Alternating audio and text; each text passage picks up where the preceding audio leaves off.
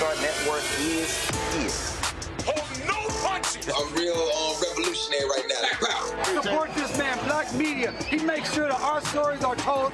Thank you for being the voice of Black America, Roland. Stay black. I love y'all. All momentum we have now, we have to keep this going. The video looks phenomenal. See, there's a difference between Black Star Network and Black-owned media and something like CNN. You can't be Black-owned media and be scared. It's time to be smart. Bring your eyeballs home. You dig?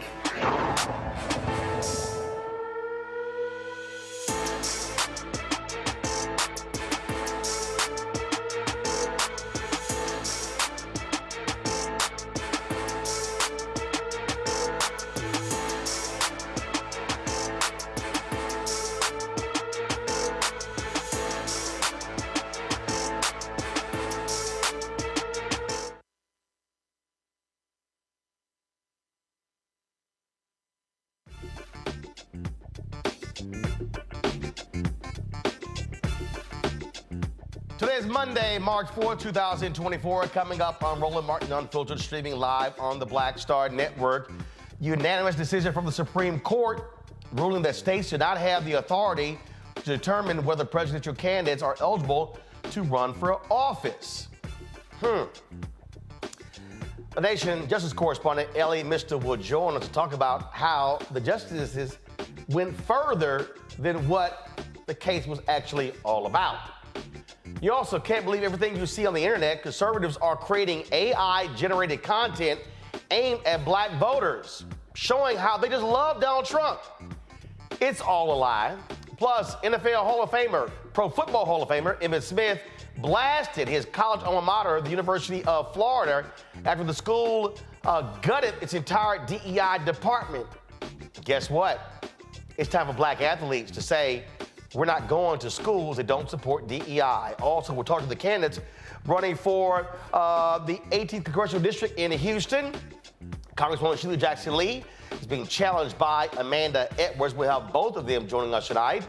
Vice President Kamala Harris was in Selma on Sunday commemorating the 59th anniversary of Bloody Sunday. We'll show you some of what she said. Plus, in our Fit, Live, Win segment, we are looking at the disparities in diagnosing Black people with Alzheimer's. And Dothan, Illinois City Council meeting tonight. We'll see if the council gets some answers from Mayor Tiffany Henyard on a host of issues. We'll dip into that council meeting live. It's time to bring the funk. I'm Roland Martin Unfiltered on the Black Star Network. Let's go. He's got it. Whatever the miss, he's on it. Whatever it is, he's got the scoop, the fact, the find. And when it breaks, he's right on time and it's rolling. Best believe he's knowing. Putting it down from sports to news to politics. With entertainment just for kicks, he's rolling. It's on go, roll, y'all. It's Roland Martin, rolling with Roland now. He's funky, he's fresh, he's real, the best, you know he's Roland Martin now.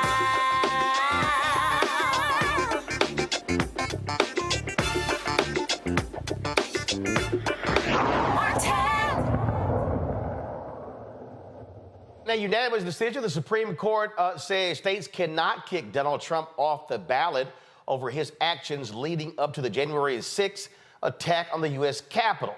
In the unanimous unsigned ruling with no dissents, well, not really, the court reversed the Colorado Supreme Court's decision, which determined that Trump could not serve again as president under Section 3 of the Constitution's 14th Amendment. That provision prohibits those previously held government positions but later engaged in insurrection from running for various offices. Joining me now is the Justice Correspondent for the Nation, Elie Mystal. Elie, glad to have you here. So, just like the Dobbs decision, the conservative majority actually went further than really what was on the table, correct? Yeah, once again, the only amendment that this Supreme Court cares about is the Second Amendment, and they treat all the other amendments like mere suggestions that they can ignore whenever any other constitutional rule threatens to hurt their daddy, Donald Trump. And so they determined that the only way someone can be held accountable with the Insurrection Act if Congress passes a law. That's not in the Constitution. I thought these were strict constructionist originalists. Yeah, we hope Congress may be able to pass a law, right? Look, what was on the table was whether or not the Colorado State Supreme Court could, on its own authority, exclude Donald Trump from the ballot because of his apparent and legally agreed to violation of Section 3 of the 14th Amendment, which bars insurrectionists from running for office again. The Supreme Court unanimously said no. Colorado does not have that authority on its own accord. I disagree with that, but that's the way that cookie crumbled. And it was obvious that that part of the decision was going to be 9-0, even if you just listened to the oral arguments from the Supreme Court. So then the second question is, if not Colorado, then who, right? Who can use this section of the 14th Amendment if not the state of Colorado, right? That is a question that the Supreme Court didn't have to answer, right? Nobody asked them, but they decided on their own accord to answer that question, and then they answered it poorly. So instead of saying that, for instance, a court of law could apply the 14th Amendment. So imagine in this kind of bizarro world where Merrick Garland actually does something. Imagine that Merrick Garland had prosecuted Trump for insurrection and he'd been found guilty of a treason or sedition clause, right? That should normally make the 14th Amendment operate, right? That's how it would work for any other amendment. But the court said, no.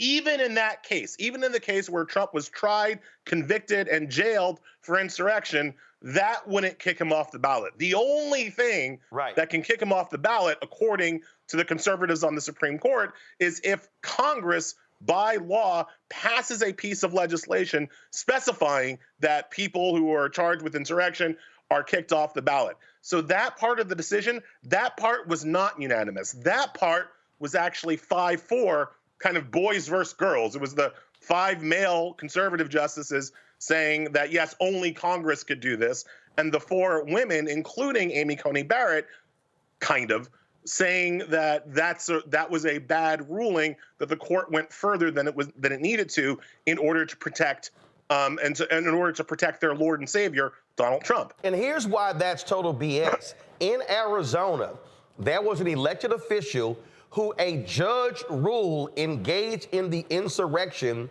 on January 6th, and he was barred from running for office in that state. And that's exactly right, Roland. But think about, take that to its logical conclusion.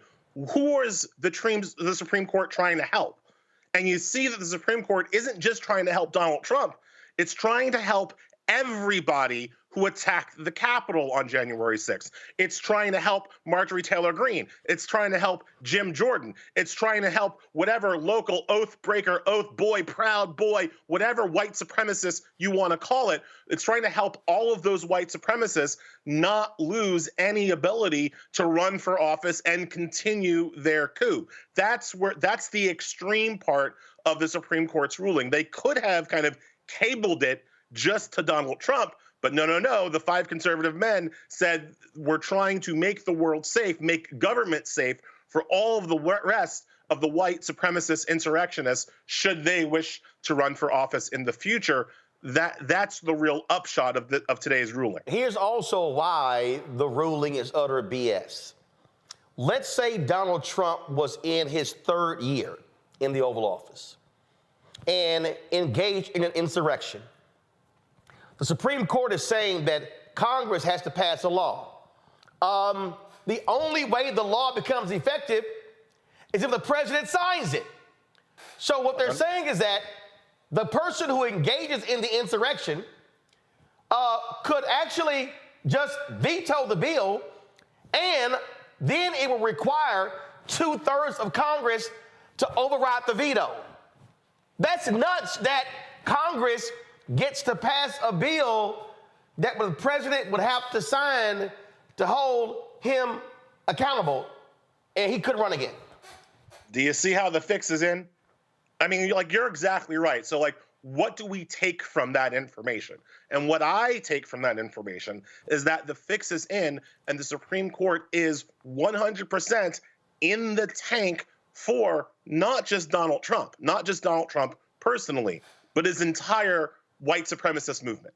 Like, that is what they are trying to make the world safe for. And it's not just with this ruling about the Colorado court today. Remember, part of what the ruling does is that it counteracts all the other states. There are 30 states right now considering kicking Trump off the ballot. This ruling takes all of those states out of the conversation, right? Even in like Maine, where they have not a court, but the state attorney general applying the Constitution and Maine's laws. That case is now out, right? So it's not just Colorado, it's what they've done to the entire ballot access question, but it's also what they've done last week, right? Where we saw the Supreme Court decide to hear Trump's ridiculous, legally fallacious and stupid immunity argument on April 22nd, thereby making it almost impossible for us to bring Trump to trial before the election. So when you start to link up everything the Supreme Court is doing, when you start to take this decision and that decision, and oh, look over there what they're doing, what you have is an entire kind of effort to make the world safe for a Donald Trump reformation, for a Donald Trump reappointment as the commander-in-chief. And that's what the Supreme Court wants, and that's what they're trying to do. Looks like Fox News right-winger Will Cain isn't too happy with you. He tweeted this earlier where he said, enough with this saving democracy junk. There isn't an institution in our constitutional republic. There isn't an institution in our constitutional republic they won't destroy for power, because you had tweeted, anyway, as I said last week, the Supreme Court must be stopped. And so, again, not happy with that. He also had tweeted this here, which I thought was utterly hilarious. Let me pull it up. He goes, here it is. Let's review what must be destroyed to save democracy. Voting, free speech, Constitution, Supreme Court, Electoral College, RFK, no labels, Dean Phillips, rule of law, rural white voters, southern border, separation of powers, privacy, domestic surveillance limitations. What else? Well, I say Fox News. I mean, look, Will Cain always looks dumb whenever somebody forces him to act without reading Skip Bayless's crib notes. And, right? he's a so-called lawyer. Like, all Will Cain can do is read what Skip Bayless tells him to do and kind of make statements based on that, right? So he's clearly an idiot. But he didn't read my article, right? Because if you read my article, what I said in that article about the Supreme Court needing to be stopped is that we, the people, need to take every shred of power that the Supreme Court still allows us to have, which is not that much, every shred of power that the Supreme Court allows us to have, to stop them from remaking the law in Trump's and the white supremacist image, right? And that means that we have to do things like cut their budget, right? That we have to do things like cut their power, perhaps using the idea of jurisdiction stripping, which is, a legally, scholarly, lawful idea that says that the Supreme Court is not the final arbiter on what is or is not in the Constitution. People forget there is nothing in the Constitution that says that the Supreme Court gets to make laws unconstitutional.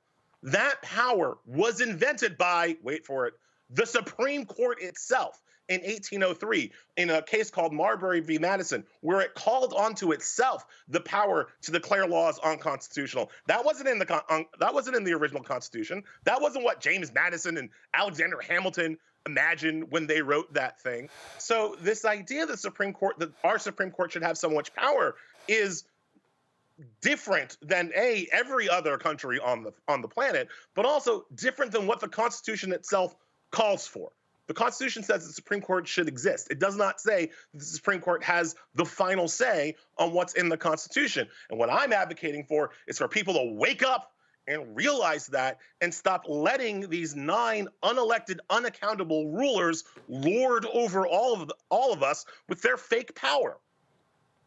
But let's also keep in mind that you have a Supreme Court that decides whether it should recuse itself from any case, and you have a Clarence Thomas whose wife was very much involved in trying to overthrow the election result, sitting in judgment and not recusing himself. But in an earlier case, Judge Ketanji Brown Jackson, I think it was the Harvard admissions case, chose to recuse herself. A perfect example how liberals want to play by a set of so-called rules where conservatives go, damn the rules, we got ultimate power. Right? No, I always say that liberals think they're playing chess, right? And they're going to have all the pieces, and they're like, rook to e7, and that's right. And Republicans take the chessboard, fold it in half, and start bashing liberals on top of the head. I mean, like, I won the game, yo. And liberals are like, oh, that's not in the rules. Your king was knocked over. You've technically lost. Republicans don't care. Republicans are winning through force. And as long as the liberals keep ceding the ground and backing up and ceding the ground and waiting for a rule book to fall out of the sky to protect us, we will continue to lose. The Supreme Court has a budget that is set by Congress. It can be cut. The Supreme Court has a power that's limited by the Constitution. It can be cut. And until we start doing these things, these Supreme Court justices will keep wafting around the country as if they own the place.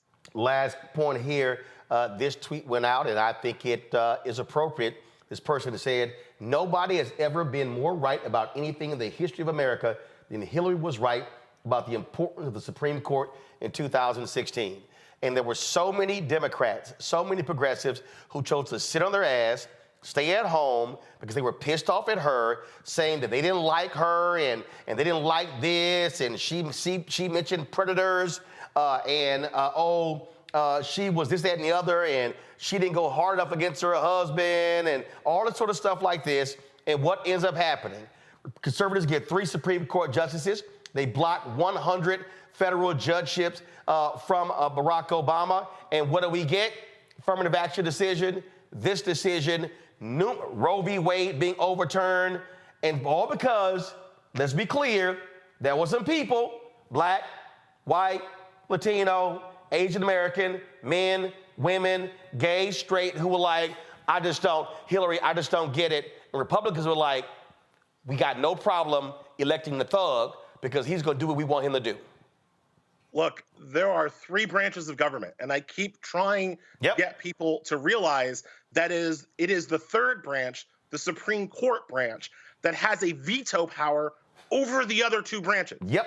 So if there is anything you care about, whether it's gun safety, whether it's environmental regulations, whether it's police brutality, whether it's financial regulations, whether it's issues about access to justice, whether it's billions to black farmers, whether you actually say you support reparations, guess what? That's going to go to the Supreme Court. All of it ends up on John Roberts' desk. And as long as John Roberts has 5 other conservative votes, John Roberts and the other conservatives will continue to do whatever they want. It doesn't matter about your arguments. It doesn't matter about your votes. It's 6 votes that matter, not the votes of 330 million Americans, right?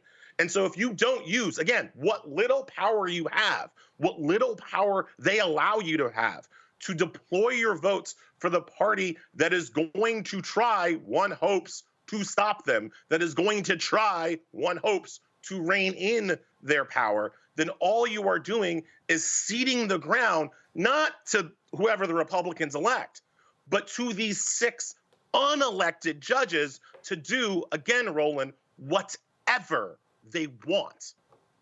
Elie Mystal, Justice Correspondent for The Nation. Elie, we appreciate you. You're not going to see him for a bit, folks. He's working on a book, so he needs to get that done. But Elie, I'm glad you took some time talking to us. Always, Roland, and congratulations to you. You're the best. I appreciate it, sir. Thanks a lot. Got to go to a break. We come back. We'll chat with my panel about this. I keep telling y'all, all y'all people who keep telling me, you keep bringing up those judges, hashtag, we tried to tell you. You're watching Roland Martin Unfiltered on the Black Star Network. You heard why we're marching, and it's really a launch. It's not even a march. We're launching. That's right. A 42-week campaign. March the 2nd at 10 o'clock in Raleigh and 33 other state capitals and the District of Columbia. This is a historic move to mobilize the most powerful untapped block of voters in this country. Poor and low wealth voters who make up 87 million votes And it's never been tried before. Never been tried before in history. At the same time, same message, same focus. And when that power turns loose, they will not be able to figure out the political calculus. I don't know about you, but I'm ready to shake things up. I'm ready to get up out of the valley. I'm ready for God to put his spirit on us. I'm ready to be used to change this nation. And what we're saying is, can't we come together? Can't we come together around an agenda? You ain't got to like everything about Reverend Barber. You don't have to like everything about Sangria. You don't have to like everything about Long Choir. But can we come together and say, it's time to end poverty as the fourth leading cause of death? It's time to have $15 and a living wage indexed with inflation. So every time inflation goes up, the minimum wage goes up. It's time to have health care for all. It's time to fully fund public education. Can't we come together? It's time to protect women's right to women's health. It's time to have affordable housing for everybody. It's time to stop the proliferation of guns. Ain't no way folk ought to be able to have more guns than they have food, more guns than they have meat on their table. That makes no sense. Isn't it time for division to be ended and love to take over? Can't we organize around that? Look at your neighbor and say, neighbor, I don't need to like everything about you, but can't we organize for power? Can't we stand for justice? Can't we love everybody for just a little while? Can't we come up out of the valley? Can these bones live?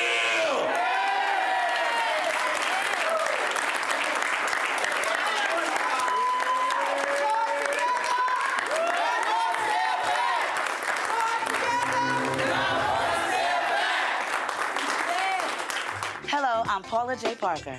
Truly proud of the Proud Family, louder and prouder on Disney+. And you're watching Roland Martin, Unfiltered.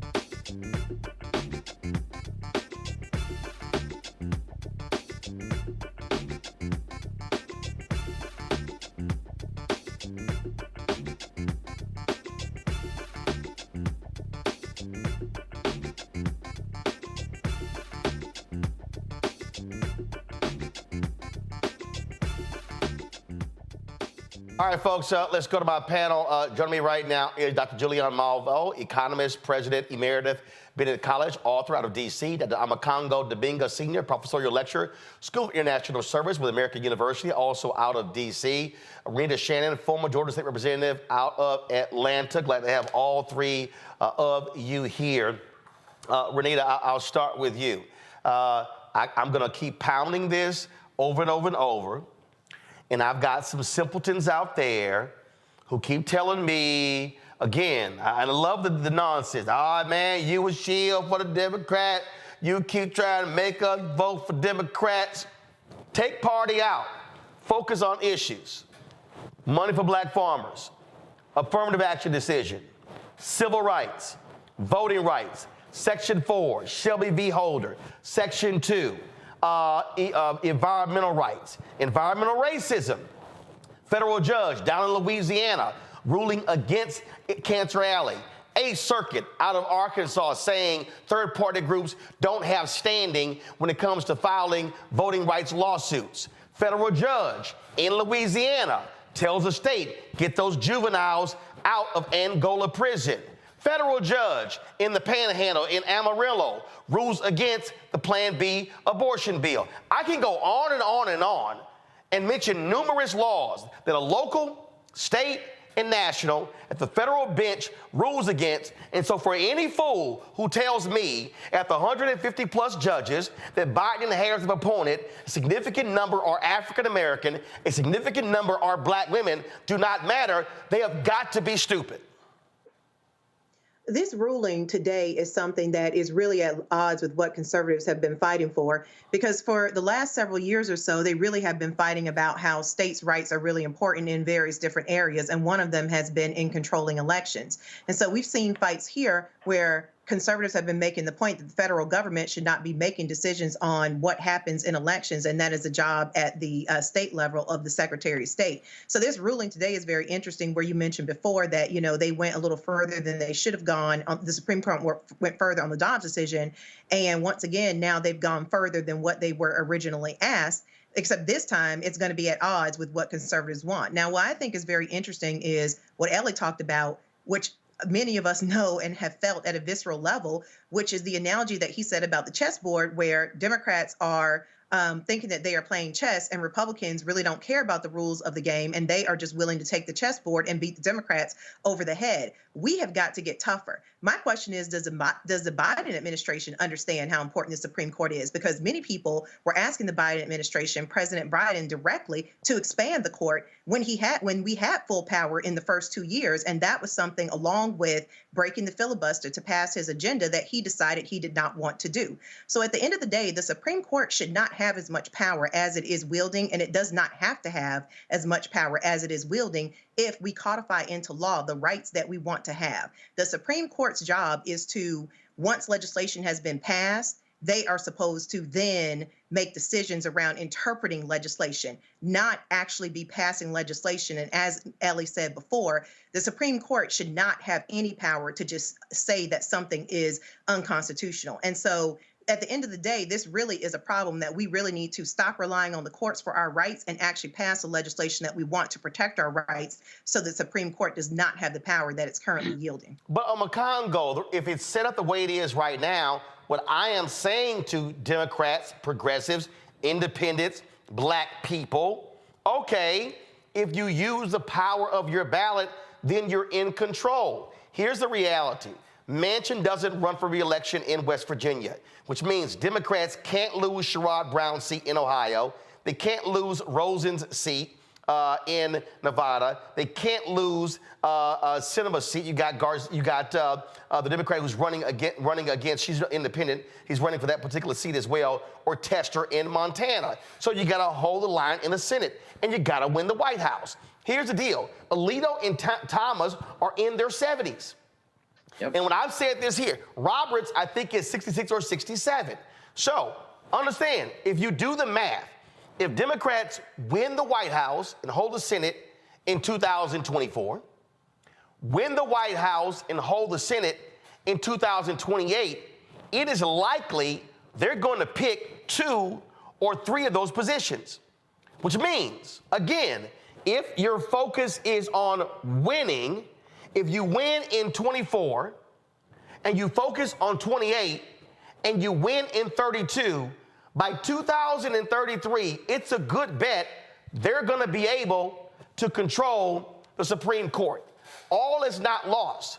But if Democrats don't win in 2024, you're going to see Alito and Thomas likely pull an Anthony Kennedy. And that is Republican president, Republican Senate, they retire, pick their replacements, likely in their 40s, to guarantee they're going to have a 5-seat majority for the next 30, 40 years. It's simply called math. And I would add to what you're saying, going off of Renita's point, they'll also expand the courts. I can clearly see a situation where Trump will try to stack the courts even more to get more justices on there to keep their rule. Look, great civil rights organizer of the March on Washington, Bayard Rustin said, I saw in an interview in like the early 80s or something, he said, we protested because we didn't have the vote. And he said, but when you have the vote, you don't need to protest. And that floored me for such a great organizer that he was. And basically, we need to be mindful of that. We can get out there and be mad and cry at every Supreme Court decision, whether it's Dobbs and so on and so forth. But every tier needs to be followed by a voter registration card. We have the power to do this. When we're looking at voting, whether we're looking at other civil rights laws, when we're looking at Dobbs, we keep coming back to Weren't these things already taken care of? Wasn't this already codified by the government, by Congress? And every situation, every step we keep coming back to, no, it actually wasn't. No, it actually wasn't. No, it actually wasn't. And here we are again. And if we don't get it right in 2024, in November, because we have a pretty good roster of potential candidates coming down the pike in 2028, so we need to hold the line right now. And when people are out there talking about, this is one thing that bothers me, Roland. Every Supreme Court decision that comes out that people see giving Trump a win, or something coming down in a case in Florida with Judge Cannon and the like, we need to stop getting angry, and we need to use that as more motivation to get out and vote. What these courts are telling us is that do not depend on us. If you want to save whatever flawed democracy it is that we have, you have to go to the ballot box. And unfortunately, so many of us are seeing these judgments happen, and they're just throwing their hands up and saying, oh, Trump wins again. See, you the rich don't have to worry about it. They're above the law. And we have to do the exact opposite, because just like you talked about 2028 going into 2032 and the like, I have children ages 9 to 17, and the prospect of them having to live under this particular Supreme Court, or who might come after that if Trump gets into office, it scares me. And so if we don't get it now, and we say this every election, Roland, right? This one is the most consequential, but like this one actually is, because we need to vote like in this election, like it's the last election, because it very well could be if we lose. Let me be very clear here, Julian, and I need people watching to understand. I've never in my life identified as a Democrat. I didn't. I've never in my life identified as a Republican. When I voted in Texas, I had to pick which primary to vote in. So if there was a candidate that I supported, I did. I remember one year I voted in the Republican primary because there was a county judge in Tarrant County who was a brother, who was a solid brother, who was in a Republican county, and I wanted to make sure that he stayed on the bench. So I voted in the primary. I remember when in Dallas County, where Dallas is, the county flipped from blue to red. And I remember Judge Cruzo, he was a longtime Democrat. He had to run as a Republican to get reelected. When the county flipped back blue, he ran as district attorney in Dallas County and was elected. Why am I describing all of that? It's because that's playing chess. That's looking at the board and understanding, okay, how do we play this? And so when I look at policies, not people, I look at policies. When I look at HBCU funding, when I look at housing, when I look at Republicans, how Republicans wanted to cut the $80 billion that was allocated to hire new IRS agents. And the story that Rolling Stone did shows that thousands of rich Americans from 2017 to 2021 just didn't even file taxes. They're like, yeah, we ain't got to. And now that the IRS has that money, they now are pulling in billions of dollars. Now, I'm looking at who fought the IRS agents, Republicans. Who fought for the money? Democrats. If I'm looking at who is understanding climate change, Republicans fight against it. Democrats fight for it. If I look at who fights ballot drop boxes, Republicans are against them, Democrats are for them. If I look at who supports voter ID, who supports closing voting locations, who passed laws so you couldn't hand out water while people are in line, Republicans voted for those bills, Democrats opposed it. So I, as somebody who looks at policy, can sit here and go, I want to make sure that these crazy, rabid MAGA Republicans are not in power. And so if you have Democrats who are not perfect, who do not get 100% score rating on everything, but when it comes down to those two, who is likely going to side with I stand and black people, it's going to be Democrats. So I'm now sitting here going, if it means having progressive black and black female federal judges, I need Democrats to control the Senate and the White House. And do the math.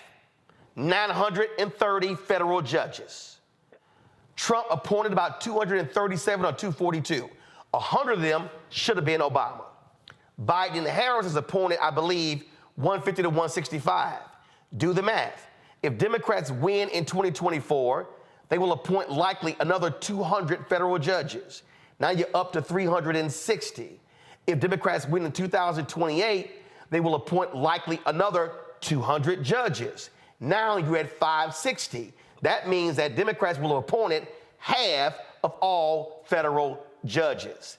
That is playing chess and not just looking at today.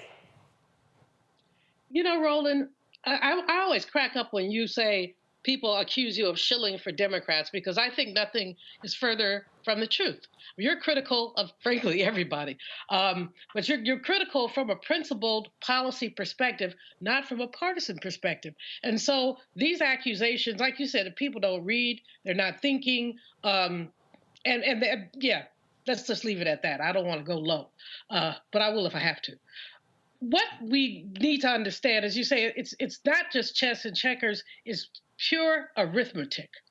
Merrick Garland was denied a Supreme Court position on this okey doke rule that Mitch McConnell made up that said you don't appoint judges in the last year of a presidency. BS. And then they fast track little Amy Coney Barrett in the last couple months of the Trump presidency. So, you know, these folks, as Elie said, they don't believe in rules unless they're making them or breaking them.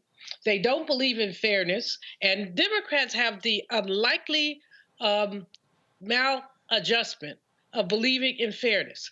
I'll never forget being interviewed once with Armstrong Williams, of all people, after the 2016 election. And he admitted to some of the shenanigans that Republicans have pulled to favor Trump. And there was a third woman on this panel, and she said, well, don't you care? It's not fair. He said, I don't care as long as I win. And that's basically what their mantra is. As long as they win, they don't care whether it's fair. They don't care whether it's right. They just want to win. They will swallow their sense of fairness. They will swallow their pride. I mean, you look at, I'm just waiting for little Nikki Haley to start licking Trump's boots. I hope she doesn't. She showed enormous spunk. But what we've seen is person after person after person. Chris Christie, you call the roll. Ron DeSantis, call the man everything but a child of God until he's folded and he said, oh, I endorse the orange man. So basically, we want to play principles. They want to play unfair. And only after the fact do we say anything. Hillary was so right about the Supreme Court. But, you know, there's so many people who did not care, didn't think the court made that much of it, didn't like Hillary. Tell people that she's not coming to your house. Don't worry about it. You know, we basically are not being strategic. And it is very late in the game. It's March. We've got another 7-8 months before the election. It's March. And, you know, people are still sitting here dithering about whether Biden is too old. They're dithering about, you know, the border. The Gaza thing is very important, but do you really think that the orange man will do better with the Middle East than Biden will? Do you really think that he'll do better with the border than Biden will? Democrats are flawed. People are flawed. Parties are flawed. But what we know, and I've voted, well, I don't think I've ever voted for a Republican, actually, to tell you the truth. It's just my hand just kind of locks up or something. But I voted for independence. You know, I voted, you know, off ballot. In local elections, Oh, I still haven't voted for a Republican. But by and large, we have to look at issues and not at parties. We look at issues and go down the list, as you just did with HBCU money, with what's happening with poverty. What's happening with poverty? Child tax credit blocked. All kind of things blocked by MAGA Republicans and their acolytes who know better. That's the worst part about it. Know better, but won't do better. Mitt Romney, decent enough guy, couldn't vote for him, but he, rather than fight the orange man, he says he's not going to run for another term. We see so many so-called principled Republicans throw their hands up and say, oh, I don't want to fight like that. Well, how do you want to fight? How do you want to go down? How do you want to go out? Because what we're going out, basically destroying our country. So let me, I saw this earlier today. Actually, I'm gonna do this here. I'm gonna take a break. We're gonna come back and pick this conversation up. Folks, you're watching Roland Martin Unfiltered on the Black Star Network. Support us in what we do. Folks, anybody else having this real conversation? Ain't not MSNBC, not Morning Joe, not Nicole Wallace, not none of them. And so support us in what we do. Join our Bring the Funk fan club. Your dollars allows us to be able to fund this show, fund the other shows of the network, to be able to do the work that we're involved in. Send your check and money order to P.O. Box 57196, Washington, D.C. 20037-0196. Cash App, $RM Unfiltered. PayPal, R Martin Unfiltered. Venmo is RM Unfiltered. Zelle, Roland at RolandSMartin.com. Roland at RolandMartinUnfiltered.com. We'll be right back.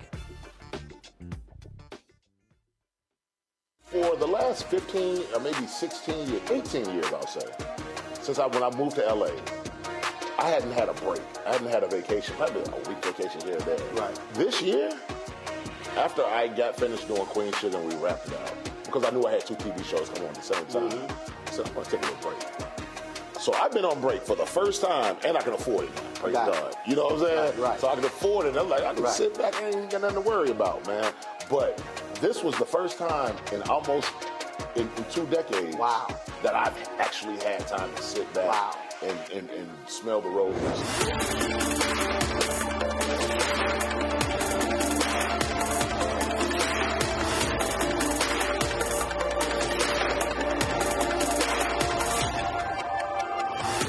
On the next Get Wealthy with me, Deborah Owens, America's Wealth Coach, I'm sure you've heard that saying that the only thing guaranteed is death and taxes.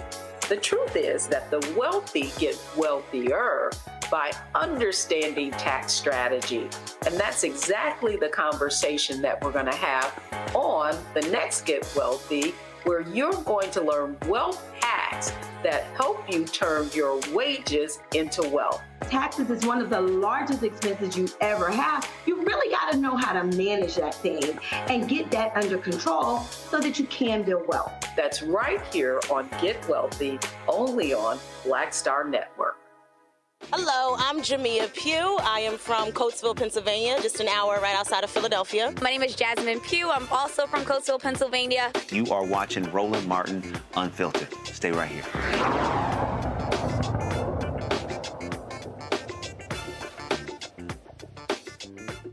All right, folks, Mark Cuban, of course, longtime owner of the Dallas Mavericks, gave this quote here to Bloomberg for an article. Actually, I love it. He said, Mark Cuban backs Biden. If they were having his last wake and it was him versus Trump and he was being given last rites, I would still vote for Joe Biden.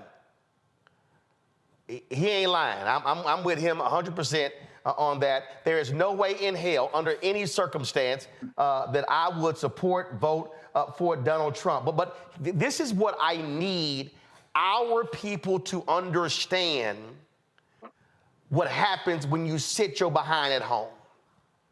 This here is the Brennan Center. This is their breakdown in 2020. And what you will see in 2020, when it came to voting in 2020, what we saw was that a significant number, we saw a drop. Now remember, if we go back to 2008, 2012, we actually made history when the black voter participation was higher than that of white voters. That was because of Obama. What happens in 20? Go to my iPad. Here's what it is right here, okay? 2020 election. 70.9% of white voters cast ballots. 58.4% of non-white voters cast ballots.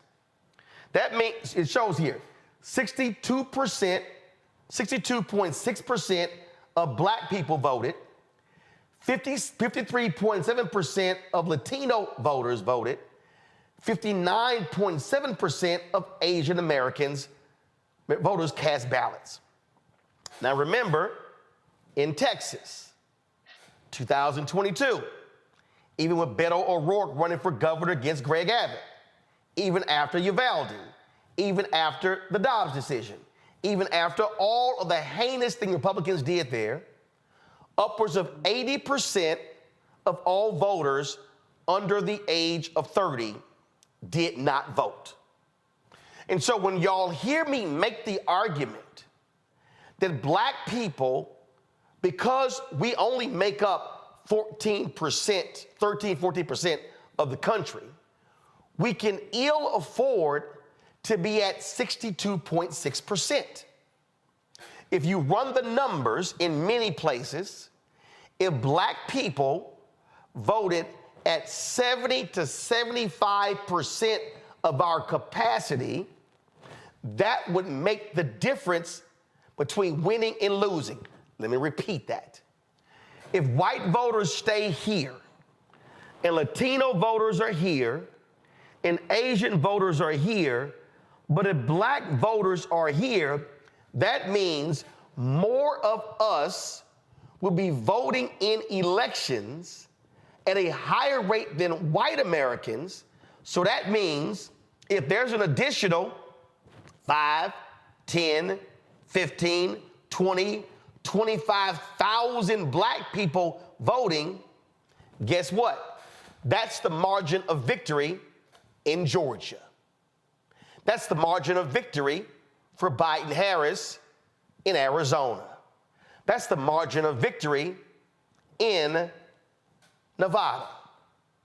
Then, if you talk about, again, maximizing your numbers, if we increase our turnout in Michigan, and let's say Muslim voters drop, Biden-Harris wins Michigan by 100,000 votes in 2020, they still win. Keep in mind, in 2016, Donald Trump won Wisconsin by 10,000 votes. If black people in Milwaukee increase our numbers, we still win. What happens when we don't?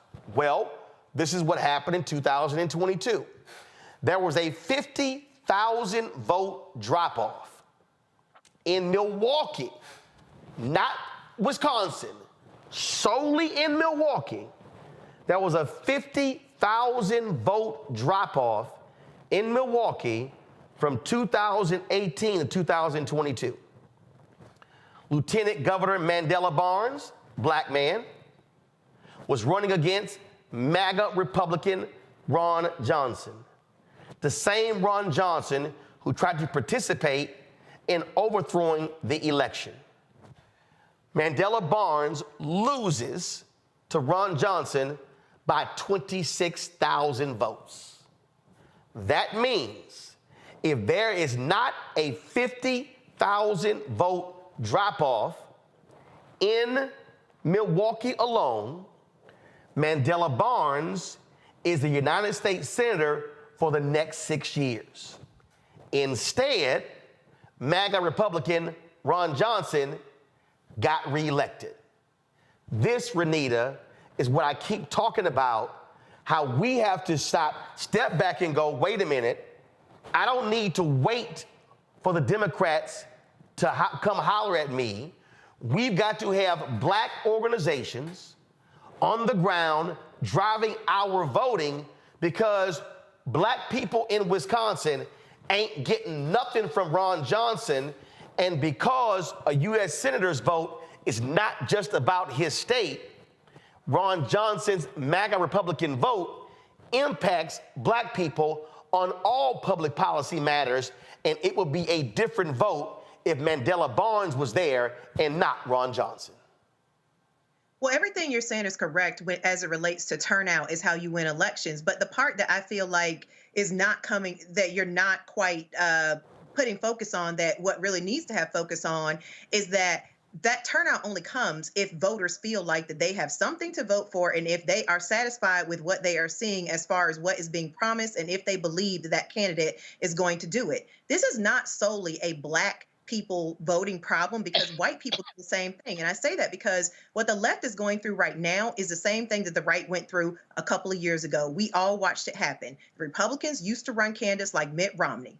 When Trump showed up on the scene, he was able to activate an entirely new voting base of white people who previously were sitting at home and were not voting. Millions of white people who were not voting because they did not see themselves reflected in the candidates that were on the ballot. When the Republicans saw how successful it was to move forward with Trumpism, they all turned into a bunch of Trumps. And now you don't see them running candidates like Mitt Romney. And it's probably one of the reasons why he is retiring, because it's getting harder and harder to stay. So I bring that all up to say, just like the right had to learn, you got to have candidates who are reflecting the base of your party and your coalition and proving every day that you are serious about doing the things that you have been elected to do. And you can't have inconsistencies when people are able to check your record. The left has got to learn that as well. And I think that we are right in the process of that happening. I guarantee you, if Republicans ever went back to running candidates like Mitt Romney, they would lose too. So this is not solely a Black problem of Black people not voting.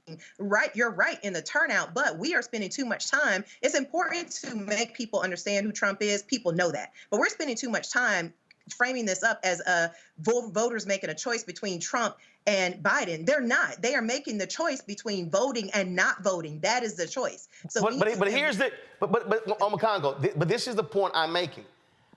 I ain't dealing with white people. I ain't dealing with Latinos. I'm not dealing with it. No. Follow me here. I don't have white folks in my equation, Latinos or Asians. What I have in my equation are what as we as Black people care about. So when I'm talking about turnout, I'm also talking about Black candidates. I'm talking about how they're going to vote. I'm talking about understanding and looking at power. When I look at, and again, I know what they're saying privately. Chris Christie, Rudy Giuliani, all of them, they couldn't stand Trump, Congo. Yep. They knew he was the idiot, but they understood power. And what I am arguing is, and what I'm speaking about ain't just Biden and Trump. Sherry Beasley loses by 401 votes as the Chief Justice of the North Carolina Supreme Court. Had Sherry Beasley won, Democrats would have a 6-1 majority on the state Supreme Court. Why does that matter? Because by them controlling the state Supreme Court, they get to stop the madness of the Republicans in the legislature. And so, if we look at, again, our voting power, I'm looking at what can we stop. I'm not interested in complaining after the fact. It's Black people right now in Louisiana who are complaining about Governor Jeff Landry. But guess what? Look at the numbers of turnout. And so turnout means that I am voting not just for person or for party. Yes, I'm voting against evil because of what it may do, and I'll give you an example. President Obama, Congo, wins North Carolina by 14,100 votes in 2008. The Obama coalition stayed home in 2010. North Carolina used to have one of the lowest voter participations. It was at 78% in 2008. What did? They stayed home in 2010. Republicans took over the legislature, began to pass voter suppression laws. Here we sit some 16 years later, and in North Carolina, they are still trying to claw back to where they were in 2008. I'm saying we got to be thinking multi-year, multiple battles here, and not stay at home. Congo, go ahead. Well, absolutely. I think one of the challenges, we definitely have to talk about, appeals of candidates and the like, but Republicans fall in line while Democrats wait to fall in love. And I think too often Democrats have this mindset of, I don't really love the candidate, so I'm not really going to mess with them. And they're not thinking strategically enough. And so even if Mandela Barnes wasn't somebody who people felt was, a charismatic enough candidate or wasn't really going to represent their issues, the courts are an issue. Voting rights is an issue. Look where we are with Dobbs now and other areas like that. Those are issues that we could have had principled enough people in the Senate or, who we could have had, to get to the Supreme Court and other areas if, Hillary came into office, who could have prevented some of the major challenges that we're dealing with right now. And furthermore, when you talk about the Brennan Center report, they talk about that, what they're calling, that voting gap, that racial voting gap. And they're talking about since Shelby v. Holder, came into place in 2013, right, the disparity between white and black voters has started to grow in ways that have been worse since before Obama came into office. And so, again, that's also a court's decision. And so too many times in our community, we find ourselves confronted with things that if we developed a certain level of sophistication enough, we could understand that if we tackled these things in the past, we wouldn't have to deal with them now. Like when you talk about in Milwaukee, where 50,000 people just don't show up, or you talk about 2010 in North Carolina, these are issues that are leading towards real problems now. And so on some levels, given everything we've had to deal with the courts, just in the last 2 years alone, we have to develop a certain level, like Hillary talked about. We have to be a kind of single-minded voter as it relates to what's coming forward in 2024. We can talk about, Palestine and issues relating to Biden's policies there. We can talk about issues relating to healthcare and other things.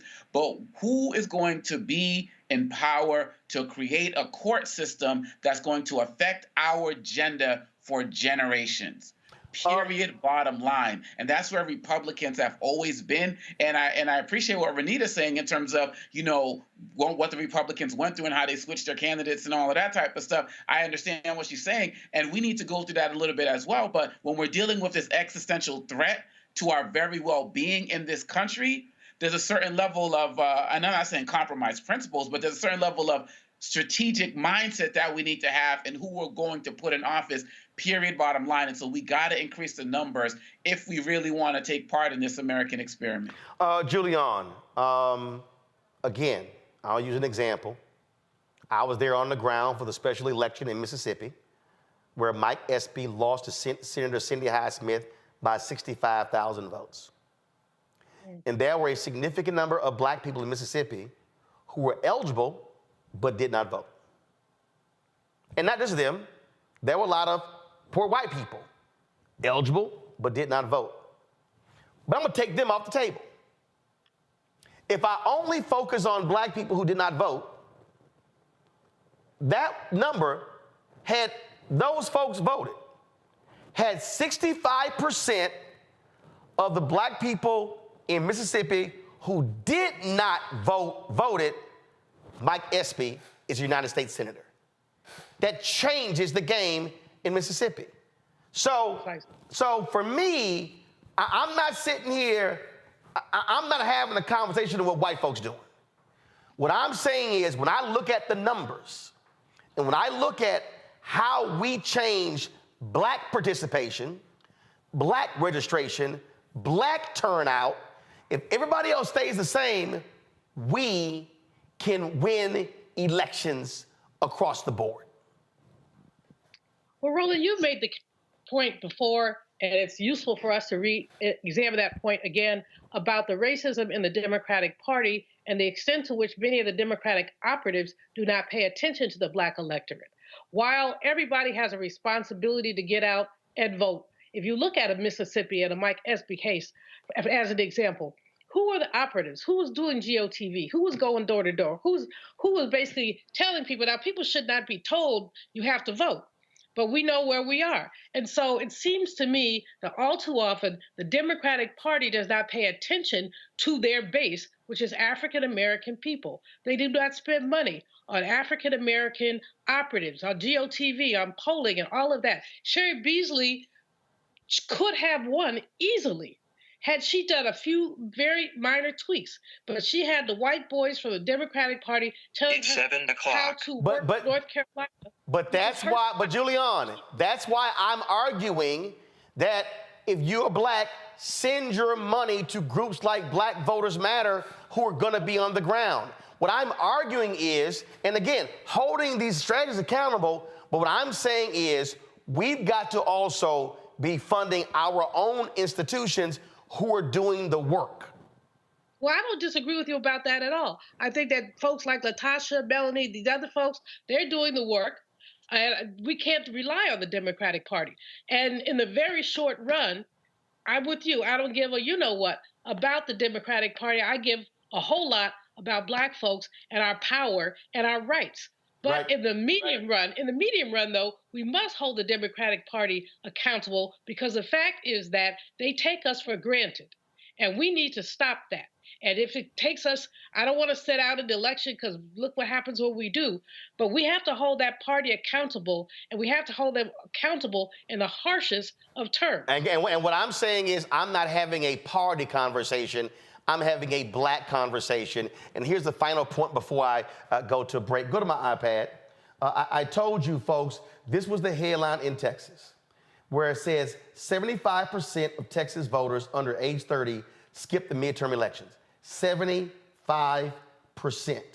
Now, here's what was interesting. So this progressive advocacy group, Gen Z for Change, says both parties in the state failed to mobilize and engage young voters in the way that they should have been. And I'm gonna say it again.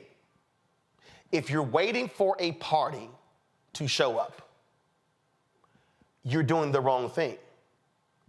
Your interests matter. Your interests matter. And so, if we're talking about 2024, if we're talking about November 2024, I need people to understand that in order to make a difference in 2024, you have to actually care.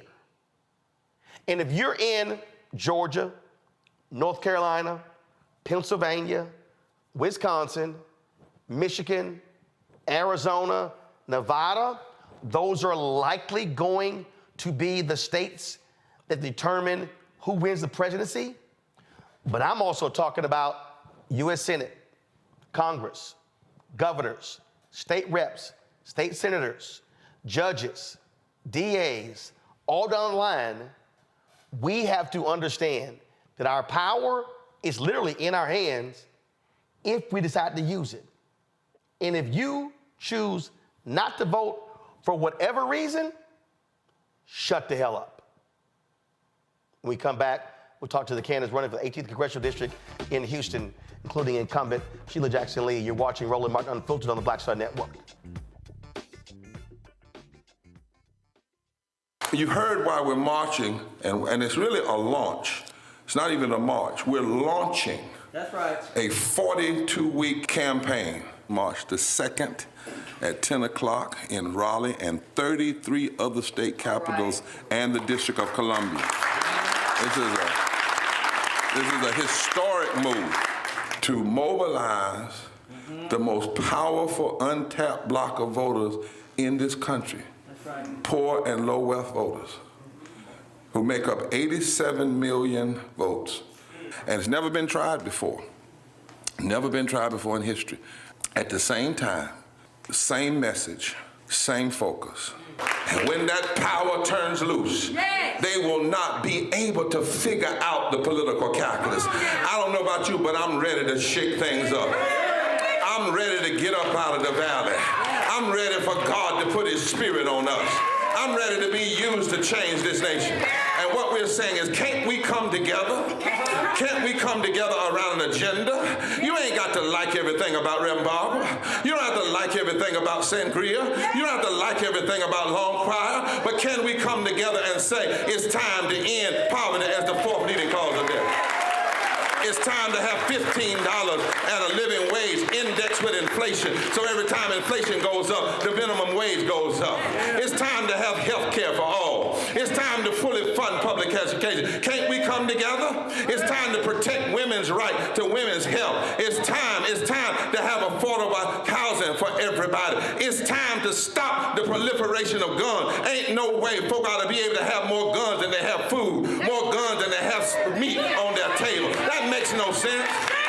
Isn't it time for division to be ended and love to take over? Can't we organize around that? Look at your neighbor and say, neighbor, I don't need to like everything about you, but can't we organize for power? Can't we stand for justice? Can't we love everybody for just a little while? Can't we come up out of the valley? Can these bones live?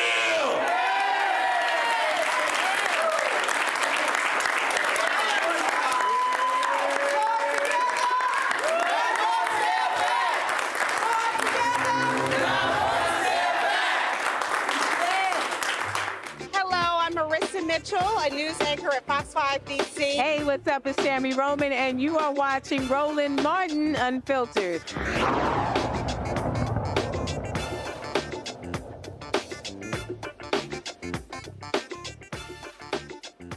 Folks, primaries are taking place all around the country, Democrats and Republicans running. And when you look at most of these elections for Congress and most incumbents, they are running unopposed. But that is not the case in the 18th Congressional District in Houston. Longtime incumbent Shelia Jackson Lee. She is running for re-election, but she's also facing a challenge from former Houston City Councilwoman Amanda Edwards. Those two are battling off in Texas. They go to the polls tomorrow. Challenger Amanda Edwards joins us right now. You were initially running for mayor of Houston, and then Congresswoman Jackson Lee got in the race, and then you dropped out, announced that you were running for Congress. She lost by 30 points to State Senator John Whitmire. He's a new mayor. She's not running for her old seat. So the question is, what are your plans? What do you want to bring to the 18th Congressional District? Because you want them to choose you, not the incumbent. What will you do for the district?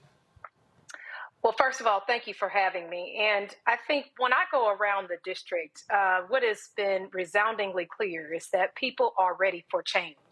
And they're not just looking for everyday change. They're looking for transformative solutions to some of these lingering challenges that they have faced year after year, whether it's access to health care, economic opportunity. If you're talking about housing, many of the issues that are really kind of meat and potatoes issues, people are looking for transformative change, which they can get through policy solutions.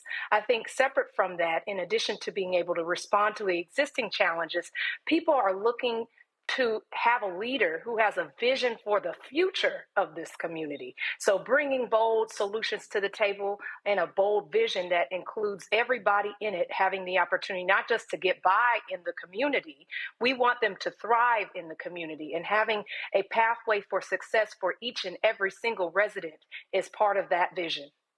But I'll ask again, what specifically, again, if you're doing a contrast between you and the incumbent, what will you bring to the district that she won't? Well, one of the things that I think is important to note is that what a lot of the change that we're looking for, the transformative change that we're looking for, really requires systems change, policy fixes. And it's not been something that has been the emphasis or focus of the Congresswoman in the past 30 years. We have seen quite a bit of constituent response and advocacy, and certainly you've got to do that too. But I think there is another realm of this role that really requires us to really get serious about systems change. When you look at how infrastructure dollars works in a city like ours that had the second worst disaster in U.S. history, and the fact of the matter, we've set up systems that have failed our people. And so I want to implement systems change through policy. But I got to ask you, though, when you say that, because we understand how it works. And so if you're getting congressional dollars, typically they're coming back to states and community development block grant funds. And then that's going to the Republicans in Austin. We saw what happened with hurricane money that came to the state, and Harris County got screwed out of $1 billion. And so You can be a member of Congress and fight for those federal funds, but if the money is going to Republicans in the state, they get to control how it is dispersed. And so how, as one member of Congress, and if you get elected, you're going to be a backbencher, how do you actually create that change? So you've highlighted exactly what I'm talking about. That system is flawed. It doesn't work. And so having and redesigning a system that doesn't send the money to GLO. You don't have to send the money to GLO. We can legislate something different, a different system in the first place. Why introduce the politics of Texas into a space like what's needed on the ground in Houston as it relates to infrastructure investment? I'll back up. Why do we even have to sit here every time there's a disaster in this country? Every year that there's a disaster, there's a new law that has to get passed, new rules that have to get promulgated. Meanwhile, you've got residents who need answers immediately that you cannot provide because we've designed a system that doesn't make sense. So we've got to go back to the drawing board and not just accept the existing status quo as what has to be just because it's always been, because it hasn't worked for our residents. So when you do legislate, we can do plug and play, where you have an evergreen set of policy in place where it's plug and play for the jurisdiction that might be most impacted at that particular time. Well, obviously, again, just from a disaster standpoint, you don't know what to allocate until a disaster happens. So are you suggesting that there should be a national disaster fund of $100 billion that, depending upon what disasters happen in the country, that's drawn from, versus Congress voting on each disaster? Yeah, we can look at ways to do that through a fund. I mean, this is something that we sadly can predict it will happen. And it happens all over our country, all over the coasts that experience certain types of weather and other natural catastrophes. And so we've got to look at ways that we can actually make these systems work. It makes no sense to have to wait 6 to 12 months to know what the policies will be in your community as to whether they're going to buy out your house, whether or not that there's going to be policy in place that helps you elevate your home. Things like that, it doesn't make sense. And so we've got to go back to the drawing board, whether it's through a fund or whether it's through some other mechanism in Congress. The existing system doesn't work. So we've got to explore new and innovative approaches to really addressing the needs on the ground. Last question for you, and that is, if you had to name your top 2 priorities for the district if elected, what are they? Healthcare and economic opportunity. I say healthcare. When I was growing up, my father was very ill with something called multiple myeloma. And he passed from it when I was a teenager, but it shed light to the fact that our U.S. healthcare system is very broken. And I remember asking my father whether his life-saving treatments would be covered by this insurance stuff I was learning about. And of course, his response to me was, well, we just have to figure something else out. And for so many Americans, they are in the middle of that type of conundrum where their lives are hanging in the balance of whether their insurance will cover their life-saving treatments. And in this case, I think we've got to bolster, enhance, improve the Affordable Care Act. I don't think it was ever designed or intended for us to stay where we currently are. I think it was always designed or intended that we would improve and expand. But for political reasons, that has become a little more challenging. But separate from that, economic opportunity, starting from education all the way to how we support our entrepreneurs. One of the things that I hear about most is the disparities that some of our entrepreneurs of color face when they're trying to access capital, scale their businesses. So in addition to the support that we see with the SBA, one of the things that we could be doing is, and we learned this lesson during the pandemic, instead of just, when they were trying to issue PPP loans out and they went through the traditional banking institutions, we saw Shake Shack get 10 million and then mom and pop shops had to close their door, those on Main Street. And so what they did was wise up and say, hey, well, how do we better connect the resources to the types of mom and pop shops, Main Street businesses that need these resources most? And that came by way of connecting with CDFIs or Community Development Financial Institutions. Well, actually, truthfully, that actually happened. after the 2020 election when Biden-Harris got in. Democrats then controlled the House and the Senate, and then they worked through that. We were involved in that with the National Bankers Association and CDFIs, and so that actually happened when, again, when they actually took over. Right, and what my point to you was just simply that this should be the model forward.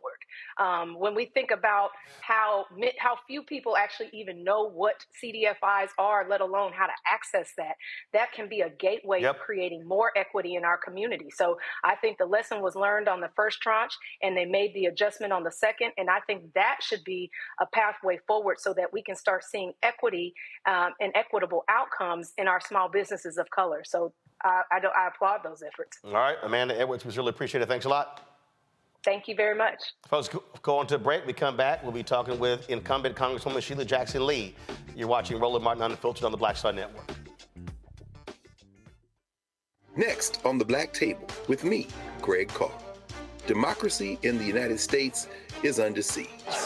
On this list of bad actors, it's easy to point out the Donald Trumps, the Marjorie Taylor Greens, or even the United States Supreme Court as the primary villains. But as David Pepper, author, scholar, and former politician himself says, there's another factor that trumps them all and resides much closer to many of our homes. His book is Laboratories of Autocracy, a wake-up call from behind the lines. So these state houses get hijacked by the far right, then they gerrymander, they suppress the opposition, and that allows them to legislate in a way that doesn't reflect the people of that state. David Pepper joins us on the next Black Table, here on the Black Star Network. When you talk about blackness and what happens in black culture, we're about covering these things that matter to us, speaking to our issues and concerns. This is a genuine people-powered movement. There's a lot of stuff that we're not getting. You get it, and you spread the word. We wish to plead our own cause. Too long have others spoken for us. We cannot tell our own story if we can't pay for it. This is about covering us. Invest in black-owned media. Your dollars matter.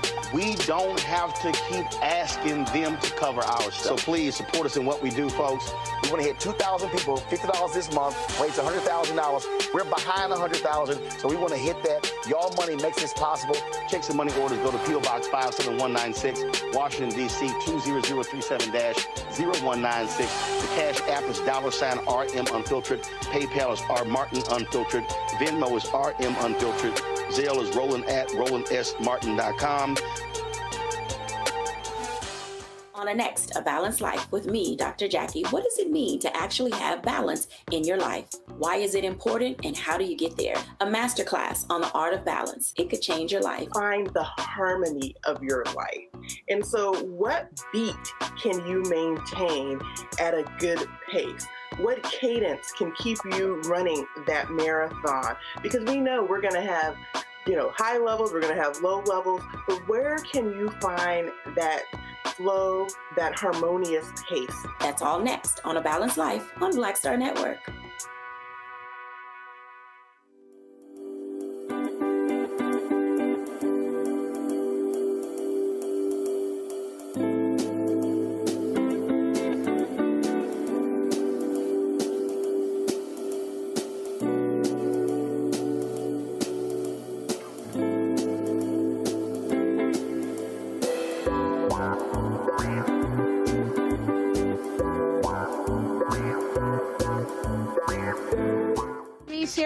And you know what you're watching, Roland Martin Unfiltered.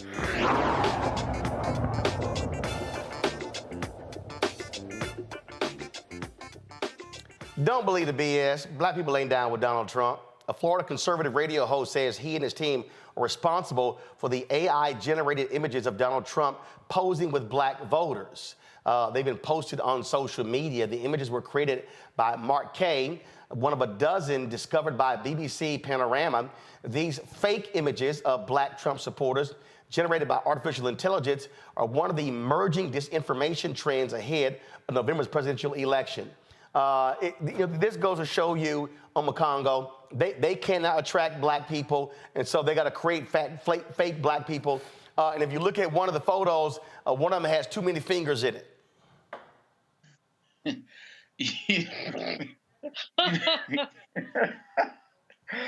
Wow, I did not peep the fingers. I did not peep the fingers. And, this is really problematic. And it kind of goes off of what happened in New Hampshire, with that fake Biden robocall. And, law enforcement, Justice Department, local officials, they really need to crack down on this. The one of the Joe Biden robocall was like a random magician who made it in like 5 minutes or so. There need to be penalties for this. These individuals are coming forward basically saying like, yeah, I did this, but they're creating propaganda and they're lying. And I'll be honest, kind of going back to our last segment, I feel like there are too many folks out there who have some type of prominence, whether it's in the celebrity space or even influence in their local community, who will use something like this and they'll say, hey, does Biden ever come to the hood? Does he ever come and, sit down with us? Trump's for the people and so on and so forth. And people will be susceptible to that. I've seen some of these interviews where people are talking favorably and lying about things that Trump has done, whether it's HBCUs and the like. And this is just part of that as well. And of course, the lies about the COVID, related checks and the things like that. And so we need to call these people out who are doing this once they're found out. So I'm glad that you're doing this here. There needs to be fines because this is another form of election interference. And, 3, we need to remind folks about what's actually being done in the Black community and for Black people by the Biden administration. Again, we can criticize people as they need to be like you do all of the time, Roland, but we also need to call out the good when it's actually done. Because even if these pictures were real, Roland, the real question becomes after that. What's he actually doing for you in your hood? What did he actually do for you in your hood when he was president? And that's a real conversation or real evidence that can highlight what he has not done for our community. And let's be real clear, Trump did not send out those PPP loans. Democrats in the House actually passed that and in the Senate, so he just slapped his name on it. Now, remember when Trump made these comments at that conservative gathering? It was actually a Black conservative event attended by mostly white people. Charles Barkley wasn't having none of it. And you know who embraced it more than anybody else? The Black population. It's incredible. You see Black people walking around with my mugshot. They do shirts. Oh, please. When you heard that, what did you think? Big sigh. First of all, I'm just going to say this. If I see a Black person walking around with Trump mugshot, I'm going to punch him in the face. Charles. I know, Gail. Charles. Gail. You really can't say that because, A, you don't mean that. I mean that sincerely. I'm going to just tell you something. And then you will be arrested for assault. And then what? I'm going to bail myself out and go celebrate. If I Don't encourage him. Don't encourage him. Okay, but go ahead. Seriously. Continue. First of all, if I was at that conference, I'd have got up and walked out. That was an insult to all Black people. Because he's basically just saying, and first of all, to compare Black history where we've been discriminated against to his plight. Yes. Well, first of all, he's a billionaire. And they're prosecuting him for stuff he did wrong. They're prosecuting him for stuff he did wrong. And for him to compare... It's still in the court system, Charles. We have to wait. It's still in the court system. But continue. Well, continue. Some of the stuff is true. They did storm the Capitol. They did say that the election was stolen. Those aren't lies, Gail. Those are They facts. did say that. They did say that. But to compare, I would have got up and walked out because it's not a fair comparison. He's a billionaire. He's had a great life. He's been president of the United States. To insult Black people who have been discriminated against all these years, to put them in the same category, I was just offended. I mean, Okay, Julian, I like Gail, but did Gail forget who she was talking to? Anthony, go to my iPad. Well, she's like, Charles, you really don't mean it. Charles Barkley threw a dude through a glass window because he kept bugging him. Charles Barkley is not joking. Let's be real clear. He threw a dude through a glass window, and his quote, you see it, if you bother me, I'm going to whip your ass. Julian, go ahead. I'm just laughing. I'm with Charles. I don't want to see any of those folks with, with those mugshots on their chest. Not that I'm going to threaten to whip them because I'm a little old lady. I don't get to do that anymore. But much. But the bottom line here is that Trump has pandered to the lowest of stereotypes We like him because he was indicted. He said Friday, I was indicted for y'all. That's what he said. I was indicted for you. Now, any black person in their right mind who supports that nonsense is not in their right mind. But he panders to the lowest common denominator, and he's really not talking to black people. He's talking to white people who think the same thing about black people. He's really talking to his base of MAGA conservatives, but he's using black folks as a smokescreen. Well, the fact is that we allow that. Now, all those people who are in those pictures are AI generated. They can prove that it's them. They ought to sue because their likenesses were misused. I know that AI is a whole area that I'm not going to touch because I don't fully understand it, but we do know that you can manipulate images, you can manipulate voices, and they've done quite a bit of this. But back to the Orange Man. I really need somebody, Roland, to break this down in terms of, we keep hearing these numbers. 18% of black men say they're going to vote for the Orange Man. I don't believe that data, and I have not seen that data. Well, they say actually, the latest New York Times Siena poll, they actually say 20+% of all black voters are going to vote for Trump. A lot of people have broken those polls down, and they've gone through that. Look, Terrence Woodbury broke down the 2020 election, where he said how Trump did with black men played a role in Tom Tillis, who was a senator, who's a MAGA senator, picking up about 16 to 18% of black male vote, and that played a role in him winning. So at the end of the day, it depends upon the state, because again, and so it's two things.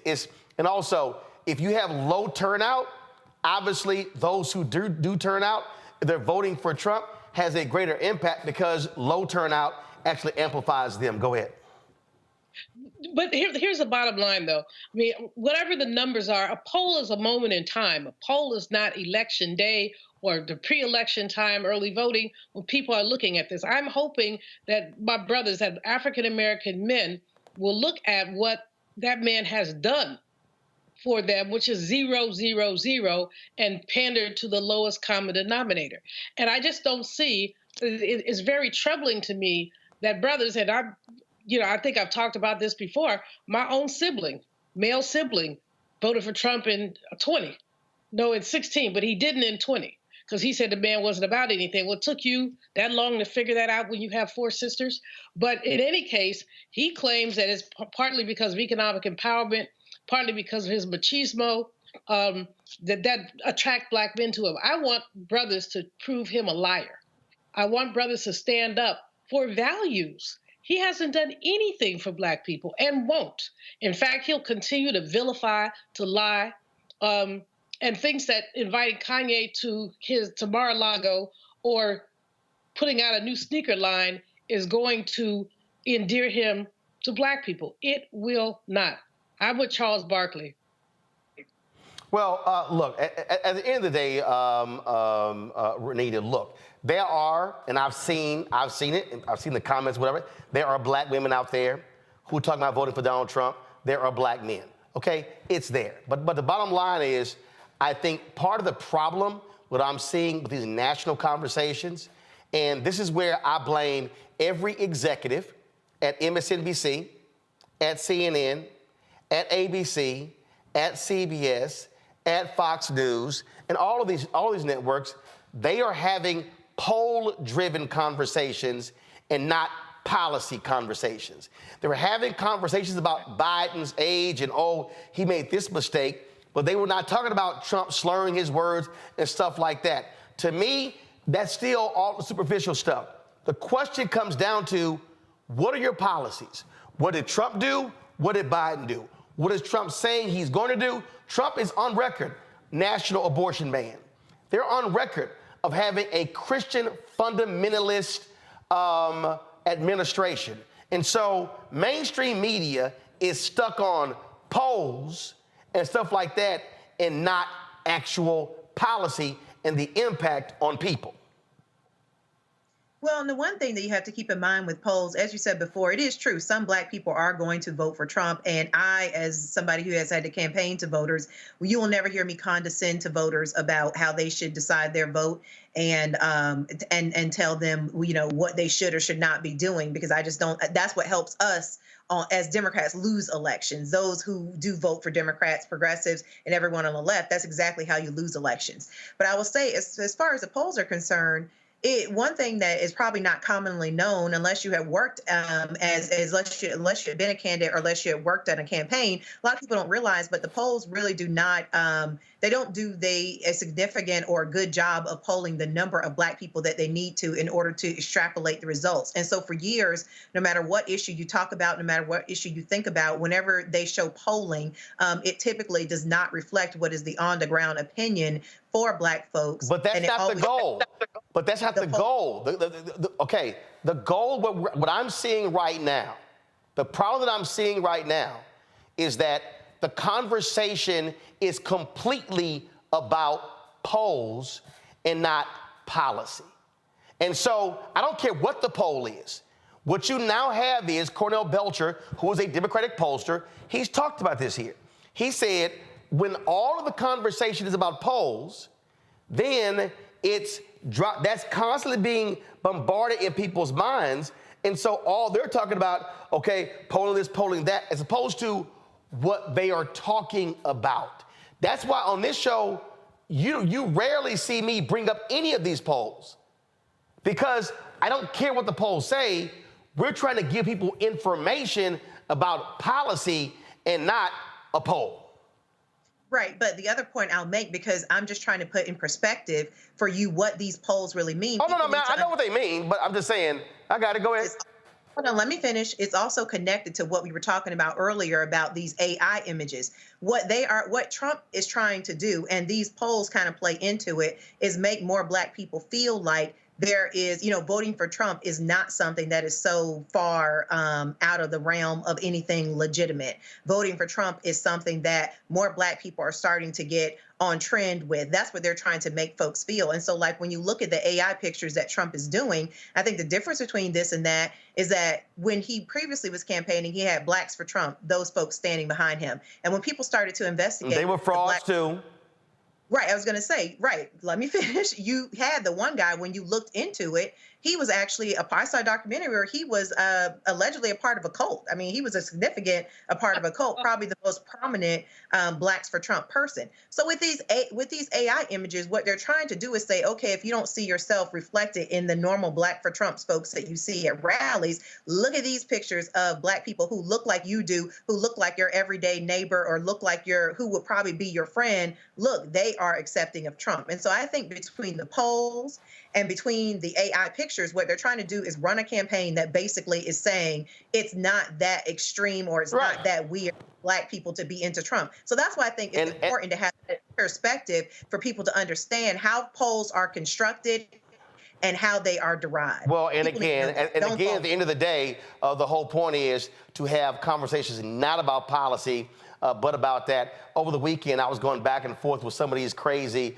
MAGA folks, these anti-immigration Black people, and this dude, Mark Carter, out of Chicago, I guess, he actually made this comment here. Go to my iPad. He is so anti-immigration, he said, all of America, including the KKK, should join forces to put a stop to you and all other immigrants from invading America. Yep, that's one of the Black people out there who is dancing for Trump. Yep. Wow. Yep. Just understand, he literally is touting, oh yeah, the KKK too. Enough said. Enough said. All right, y'all. Yesterday in Selma, Vice President Kamala Harris was there for the 59th anniversary of Bloody Sunday. And here is what she said to those in attendance. The fight for freedom, that every person in our nation has a right to be free from the horror of gun violence. And yet today, these extremists stand by and refuse to pass reasonable gun safety laws to keep our children and places of worship safe. Freedom that every person in our nation has a right to be free to love who they love openly and with pride. And yet, just this past year, extremists have passed or proposed hundreds of laws targeting LGBTQ people. Freedom, that every person in our nation has the freedom to learn and acknowledge our country's true and full history. And yet today, extremists pass book bans in this year of our Lord 2024. While they also try to erase, overlook, and rewrite the ugly parts of our past. Fundamental freedoms under assault.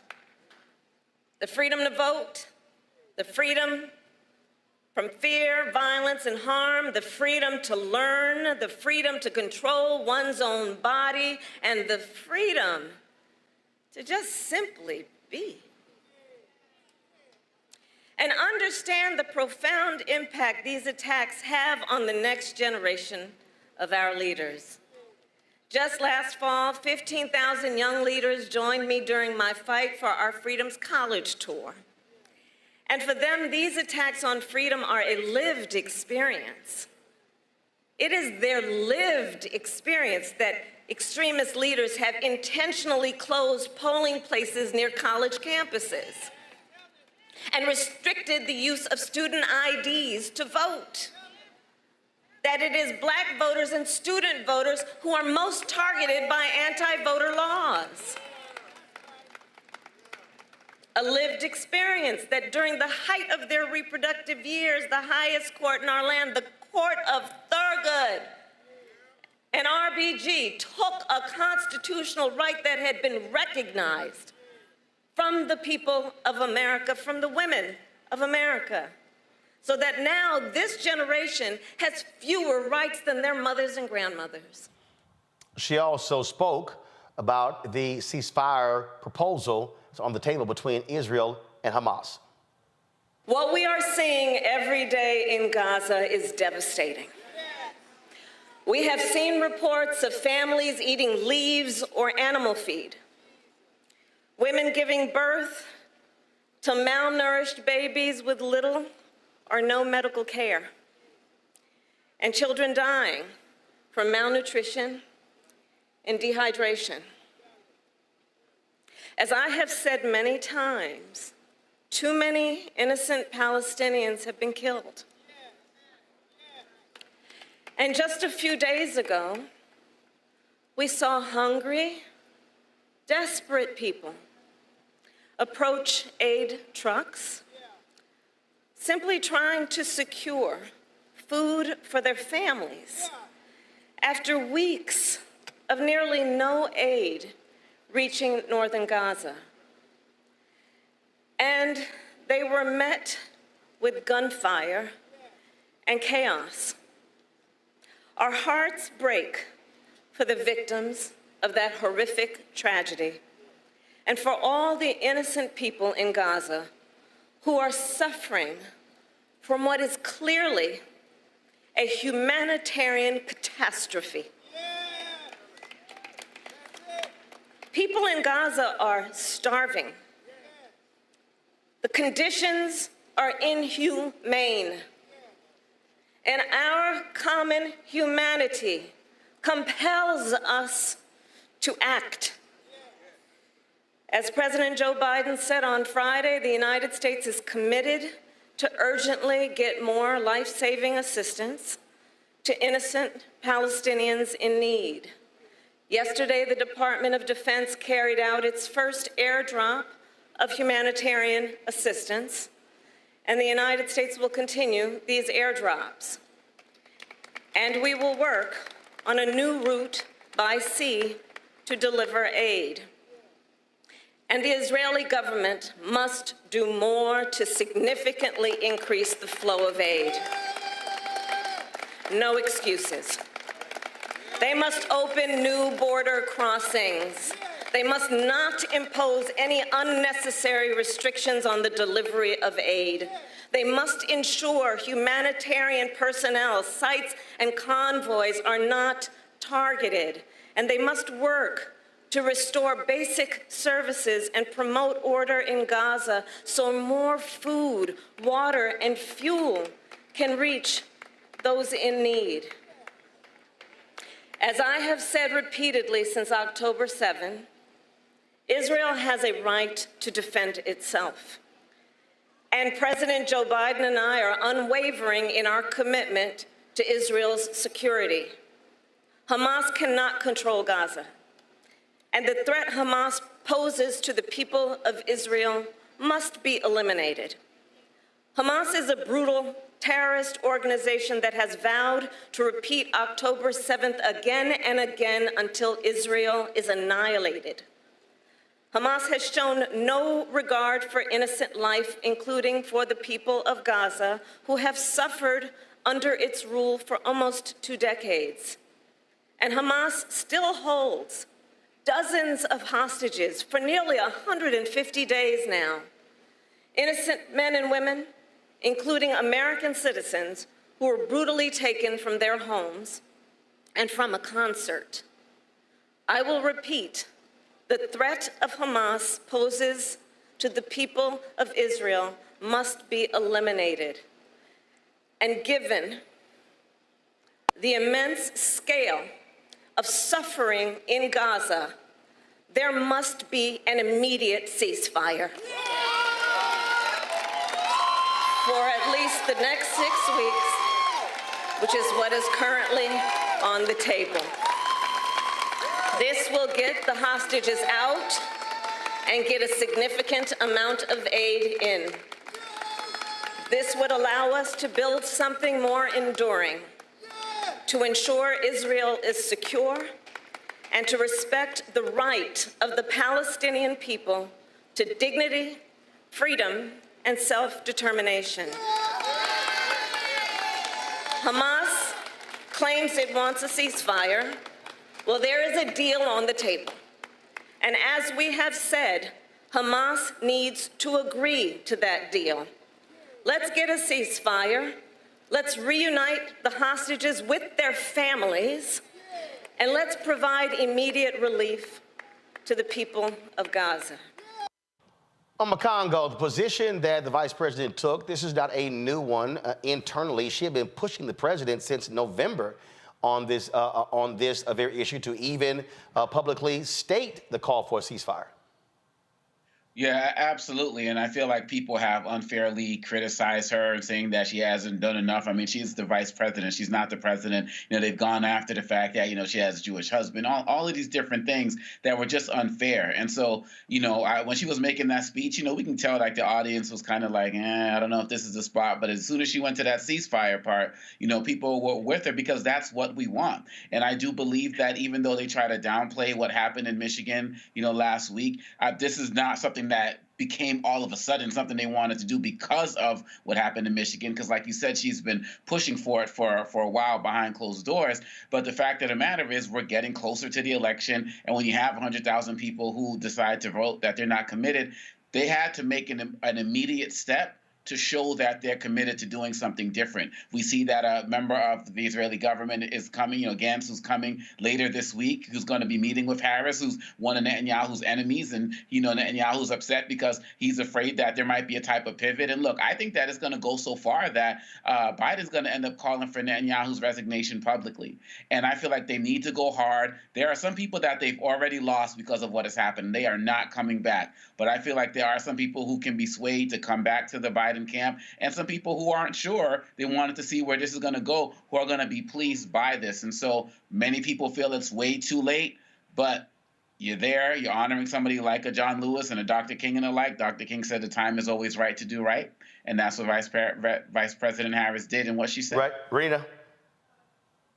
Well, I'm really glad to see the vice president really separate herself more publicly. As you stated, this is not the first time that she has said this, but I'm glad to see her continue to reiterate where she stands, because it can become very easy to say, okay, well, whatever the president says is what everyone in the administration believes. And I know from being an elected official, you always want to speak for yourself, and you don't want voters and the public assuming that you stand with somebody who may have been your running mate. So I'm glad to see her just perfectly articulate exactly how she feels on this issue. And it is important because, as Alma Congo mentioned, what we saw in Mission, 100,000 voters voting uncommitted, that campaign is moving across the country. I'm seeing things here online in Georgia where folks are saying, we don't actually have that here in Georgia, the uncommitted option, but people are talking about skipping the presidential election in the primary, which is the same thing as making the statement of being uncommitted. So that is something that is moving across the country. And so I really, I commend, her making herself clear, because many people, right. She's making herself clear why many people are complaining about how Biden is talking about Gaza while eating ice cream in a very cavalier sort of way. Julian. I applaud the vice president for her statement, and I'm glad that she called for the ceasefire. She's done it before. This is a very public place to do it, and that's why she got the applause. It's overtime for this. Netanyahu is trying to stay out of jail just like somebody else we know, and that's why he's allowing this conflict to go on. There are over 100 people still being held as hostage, but Hamas is basically playing hardball because they want aid, and people are starving. Children are starving. The numbers of people who are starving is just immense. So she was right to call that out, and good for her. I think the more she speaks out, the more people can see that she is of presidential timber, and because you've got, what's her name, Nikki Haley running around acting as if Biden can't make it past his first few weeks of his term. But like Mark Cuban said, I vote for Biden, on his deathbed rather than vote for Trump alive and well. Gotcha. Yep. All right. Hold tight 1 second. When we come back, we're going to talk with Congresswoman Shelia Jackson Lee, who is seeking another 2-year term in Congress. Also, Emmit Smith goes after the University of Florida over the issue of DEI. Will the athletes follow suit? And so glad to see my man Sinbad, after suffering a debilitating stroke, actually appear in public for the first time. We will show you him speaking as well. You're watching Roland Martin Unfiltered right here at the Black Star Network. Support us in what we do. Join our Bring the Fuck fan club. Send your check and money over to P.O. Box 57196, Washington, D.C. 20037-0196. Cash App, $RM Unfiltered. PayPal, R Martin Unfiltered. Venmo is RM Unfiltered. Zelle, Roland at RolandSMartin.com. Roland at RolandMartinUnfiltered.com. We'll be right back. You heard why we're marching, and it's really a launch. It's not even a march. We're launching. That's right. A 42-week campaign, March the 2nd at 10 o'clock in Raleigh and 33 other state capitals and the District of Columbia. This is a historic move to mobilize the most powerful untapped block of voters in this country. Poor and low wealth voters who make up 87 million votes. And it's never been tried before. Never been tried before in history. At the same time, the same message, same focus. And when that power turns loose, they will not be able to figure out the political calculus. I don't know about you, but I'm ready to shake things up. I'm ready to get up out of the valley. I'm ready for God to put his spirit on us. I'm ready to be used to change this nation. And what we're saying is, can't we come together? Can't we come together around an agenda? You ain't got to like everything about Reverend Barber. You don't have to like everything about Sangria. You don't have to like everything about Long Choir. But can we come together and say, it's time to end poverty as the fourth leading cause of death? It's time to have $15 and a living wage indexed with inflation. So every time inflation goes up, the minimum wage goes up. It's time to have health care for all. It's time to fully fund public education. Can't we come together? It's time to protect women's right to women's health. It's time to have affordable housing for everybody. It's time to stop the proliferation of guns. Ain't no way folk ought to be able to have more guns than they have food, more guns than they have meat on their table. That makes no sense. Isn't it time for division to be ended and love to take over? Can't we organize around that? Look at your neighbor and say, neighbor, I don't need to like everything about you, but can't we organize for power? Can't we stand for justice? Can't we love everybody for just a little while? Can't we come up out of the valley? Can these bones live?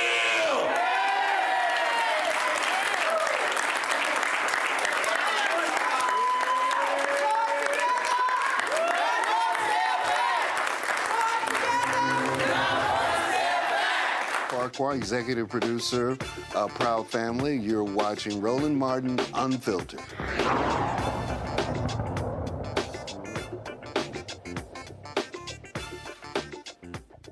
Election day in Texas tomorrow. Earlier, we talked with Amanda Edwards, who is challenging Congresswoman Shelia Jackson Lee to represent the 18th Congressional District in Houston, which Congresswoman Lee has represented for the last 29 years. Representative Lee joins us right now. I'm glad to have you back on Roland Martin Unfiltered. What are your priorities for the 18th Congressional District if you are reelected? Well, Roland, thank you for having me, and thank you to all of your viewers. I know they are the kind of people that understand activism and service. And what I intend to do is what I've done in the past, which is to give the highest level and quality of service and fix the problems that my constituents have had. And I have been a fixer of problems. But as my agenda proceeds for the next term, it will be to build more housing everywhere I go. I hear the needs of housing in neighborhoods, restoring our neighborhoods, listening to the neighbors about the quality of housing that they need so that those who've been priced out of the market can come back. I want to make sure that I create a greater access to wealth for our businesses and those young families and others who are making their first steps in creating businesses for the first time. I want to make sure that health care is preserved, expanded Medicaid and Medicare. I've been a champion for universal health care, a champion for originally the Affordable Care Act, but also the public health component. I sat at the table and argued and advocated for the most expansive health care that we could get, protecting for our seniors, Social Security, and then, of course, going back to the table for all of those families who have suffered to introduce and reintroduce the George Floyd Justice and Policing Act. I am the lead as a ranking member on the crime subcommittee. We are planning on moving forward to ensure that we can do two things at once: respect law enforcement, but have justice. And that has been the work that I have been able to do. I am known for leading and passing the Violence Against Women Act, making it one of the strongest laws that we've ever had to not only protect women, provide the resources for law enforcement to be able to cure those issues. When I say cure, solve those issues of domestic violence, sexual assault, and provide women with protection and men as well. And then to make sure that we deal with AI in our community, particularly the impact on African Americans, and labor, to make sure that labor is strong. And then one of the things that I'm certainly proud of, to continue to grow the history of our people, as I led and was the first, the author of the Juneteenth federal legislation, created the federal holiday, the only sitting member in Congress that has created a federal holiday, the first one in 38 years, then I want to make sure that we move forward on the commission to study slavery and develop the response to those years. I am not afraid of moving on issues that challenge us, but I'm also not afraid of representing the entirety of my district, which is Latinos, Anglos, African Americans, Asians. I am there to be the problem solver. That's what I hope to do in the next term. You talked about housing as one of the critical issues, but the reality is there's an underbuilding in this country from 2010 to 2020 and 2020 to present day. We are not building homes fast enough. It's the lowest number since the 1940s. How do you, as a member of Congress, do anything about the underbuilding? What do you do to change that? I am a good collaborator. I'm also a person that comes home to the district and does not sit down. I meet people all over, and I have met just a large component of new and young builders who are eager to get into the marketplace and to do the job. So my first task is to collaborate, bring those young builders together, bring them together as a group, and begin to formulate an engine and an energy of home building, giving them access to credit, bringing the bankers here, talking to the private equity community. I've talked to some of them, and they're excited about being in the housing building market. Put them with these young and new builders. Multiply the number of people who are building in neighborhoods. Let the neighbors tell them what kind of housing type you want to have so that it fits the neighborhood and the neighborhood's quality and culture is not lost. I believe that you can do things when you think creatively, just like I did with the $50 million first-time grant to Texas Southern University pursuant to the Inflation Reduction Act, working with Dr. Robert Bullard, the father of environmental justice. We can do things that have never been done before. And since building housing is a commitment, a passion, I want to get those many, many builders that are individually operating, let them work together, and let us begin to move with federal partnership funds from HUD, private equity funds, and then access to the capital markets through our banks, through the CDFIs, and really build for our people and for our neighborhoods, no matter what neighborhood you live in. So I see the solution to the problem, and I want to be part of the effort to bring back housing to our neighborhoods. And every time I say that, there's a smile on the faces of those constituents that I'm meeting with. Your opponent says she wants to change systems and how things work, such as money that comes back to the state. I said, well, the money comes back through community development block grant funds, and oftentimes that goes to the governor of Texas, and doesn't necessarily come back to the cities. Speak to that, because that's what I've heard from black mayors as well. They say, hey, don't send the money to these red state governors. Get the money directly to mayors of these cities, a lot of them who are African-American or who are Democrat or who are nonpartisan. Your thoughts? Well, first of all, that has been an issue that myself and the Congressional Black Caucus and the Progressive Democrats have been working on. It's an issue that I know about, that I understand. First of all, in disasters, there's something called the Stafford Act. One single member that's a freshman will make no headway in any change of any system. What has to happen is a massive overhaul of the legislation and advocacy, and you have to do the work. And I've been able to successfully bring direct funding to our cities and our counties, as $1 million that came in for our victims' assistance, dollars that have come in to build economic empowerment centers, dollars that have come in for housing. It's the members' hard work. But as it relates to the law, we have all been working on looking at how we rewrite the law that has not been able to be rewritten in probably 50 years or more, to be able to sidestep that direct routing of funds that is the policy of the federal government to the states, which then ultimately goes to local government systems. But what you have to do is be astute as a member who has seniority, who is a chief deputy whip, as I am, who is someone who is able to collaborate with the chairman of the Appropriations Committee to build the foundation of getting direct funds to the cities that you represent, like the city of Humble, like the city of Jacinto City, like Houston, all of those places I've represented, and I've been able to get direct funding to them. It is the knowledge, it is the experience, it is the can-do working with other members of Congress of equal seniority and understanding and wanting to help Shelia Jackson Lee in her particular district. We want to make system changes, but that takes a very long time, and the Stafford Act has not been changed in decades. So we don't want to give up, but we want to find alternatives to put money in the pockets of our great mayors. And I believe in collaborating with our mayors. I've collaborated with every single mayor that I have had the privilege of representing, including bringing enormous dollars to them during disasters. Hurricane Ike, Hurricane Rita, Hurricane Katrina, which it did not directly hit us, but the people who came, we had to provide resources for them. And of course, Hurricane Harvey, I provided and led on the effort of $155 billion to be brought back in order to help the people here and get extra money to help small businesses restore themselves. I initiated that effort under Hurricane Harvey. You're 74, your opponent is 43. You've been there 29 years, and you have critics who say, okay, you know what, we're tired of folks being in Congress that long. We need younger, fresh voices, fresh perspective. Your response to that? Well, I love the opportunity to be given to people to accept roles of responsibility. I may be that in age, but my temperament, my energy level is at any competitive level that you might of any age. What I would simply say is it's about doing the work. It's service. It's the passion for being committed to getting the job done. I'm still getting the job done. There's more work to be done. That work is not finished. And I will open the door and opportunities as I've done over the years for many, many people who've gone on to elective office, gone on to positions in presidential administrations, been leaders in campaigns across the nation, been locally elected officials, and I intend to continue to do that. And yes, life does not give you everyone a guaranteed 100 years.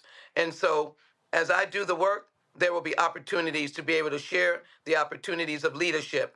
I give that all the time, and I look forward to doing that with the many individuals who are interested in serving in the United States Congress. But I'm really grateful to them for respecting me and my work and deciding that they will collaborate with me. One of the candidates, Robert Slater, who is a contemporary of the present candidate still in the race, dropped out of the race to support me and to speak about being able to be at the table with me, which is absolutely the truth. And we are committed to certain issues. I know he would not mind saying he spent 10 years incarcerated. He's got ideas. I am looking forward to being able to work with his ideas, work with those in his generational outreach. My reach is from 5 years old to Gen Z, Gen X, millennials, families, and our elders. We learn from all of us. And I've been a congresswoman that has been fortunate enough to work with every single level and to bring joy and response on their needs. So I'm going to continue to do that and continue to be someone who mentors, open the doors of opportunities, and the doors will be open, and there will be opportunities for many people to walk through the door. You can count on Shelia Jackson Lee being that kind of member of Congress. I've done that in the past, and I enjoy it in the future. And Roland, as I walk through this district, I am seeing people hugging me about all the things that I've had a chance to do for them, and they are of the contemporary age of the individual who is running, and they are contemporaries of people who are not my age, and they are clearly seeing me as lively, ready to serve. I have people fighting for me because they saw me fighting for them. And that's all I can offer as we go into the election tomorrow for Shelia Jackson Lee, to reelect me because you know that I've been fighting for you. And so I hope that you'll fight for me and that together we'll make things even better. There's been a continuous progress in the 18th Congressional District since I've been elected. There's not been 1 year when there's not been a progressive change or movement or growth or funding since I've served. I've not let 1 year languish, if you will, or be without attention because I've been there at this number of years or I'm going to be there this number of years. Right. I've never taken this seat for granted, never. Congresswoman Shelia Jackson Lee, we appreciate it. Thanks a lot. Thank you. It's good to be with you. Folks, election day. Get out and vote. Gotcha. Election day is tomorrow, folks, in Texas and several other states across the country. And, of course, we'll be talking about those results tomorrow, but also on Wednesday's show. All right, when we come back, I got to talk about Emmett Smith blasting University of Florida over them firing all of their DEI staffers. Isn't it time for these black football players to say peace to going to these state institutions that don't want black folks there? We're going to break it down on our panel next on Roland Martin Unfiltered on the Black Star Network. Switching sides. Grow your business or career with Grow with Google's wide range of online courses, digital training, and tools. Gain in-demand job skills with flexible online training programs designed to put you on the fast track to jobs in high-growth fields. No experience is necessary. Learn at your own pace. Complete the online certificate program on your own terms. Stand out to employers, get on a path to in-demand jobs, and connect with top employers who are currently hiring. Take one professional career certificate program or all 6.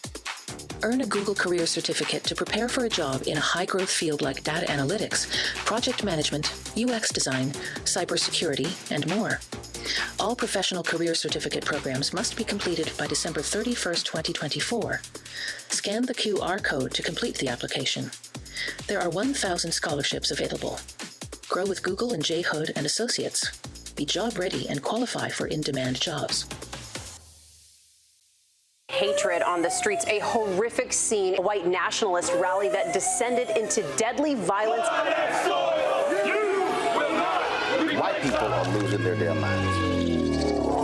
As an angry pro-Trump mob storms the U.S. Capitol, we're about to see the rise of what I call white minority resistance.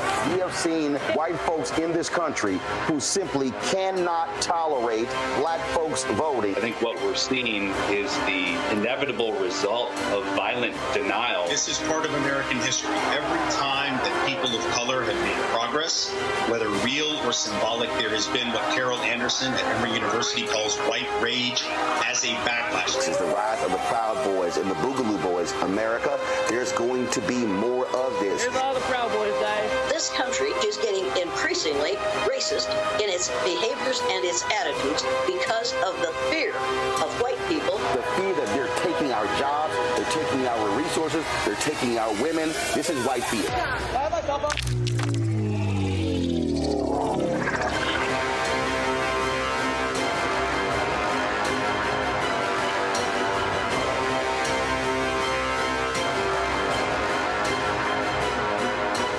D. Barnes, and on the next frequency, Professor Janelle Hobson joins us to talk about hip-hop and its intersection with feminism and racial equality, plus her enlightening work with Ms. Magazine and how the great Harriet Tubman connects with women in hip-hop. So it was not hard for me to go from Harriet Tubman to hip-hop, honestly, because it is a legacy of Black women's resistance and Black women supporting our communities. That's what Harriet Tubman did. That's on the frequency on the Black Star Network.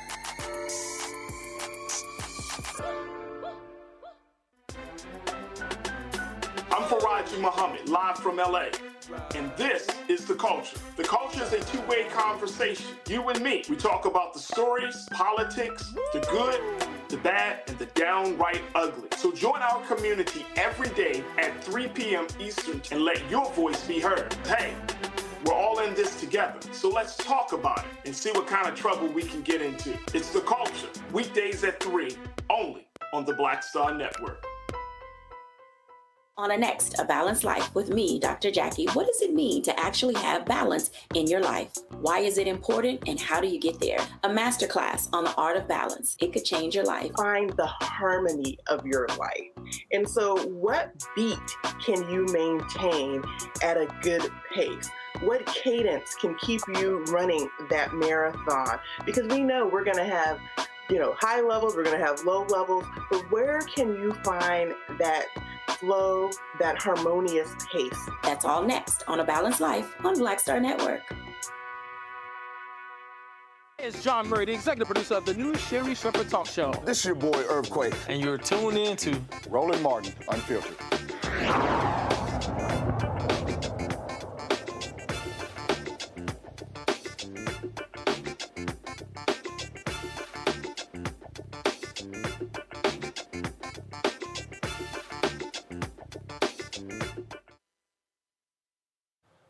Pro Football Hall of Famer Emmitt Smith, the NFL's leading rusher for his career, dropped the bombshell blasting his alma mater for firing all of their DEI employees. Now remember, the state of Florida banned DEI across all state institutions, and Emmitt Smith was not having any of it. He dropped this statement right here.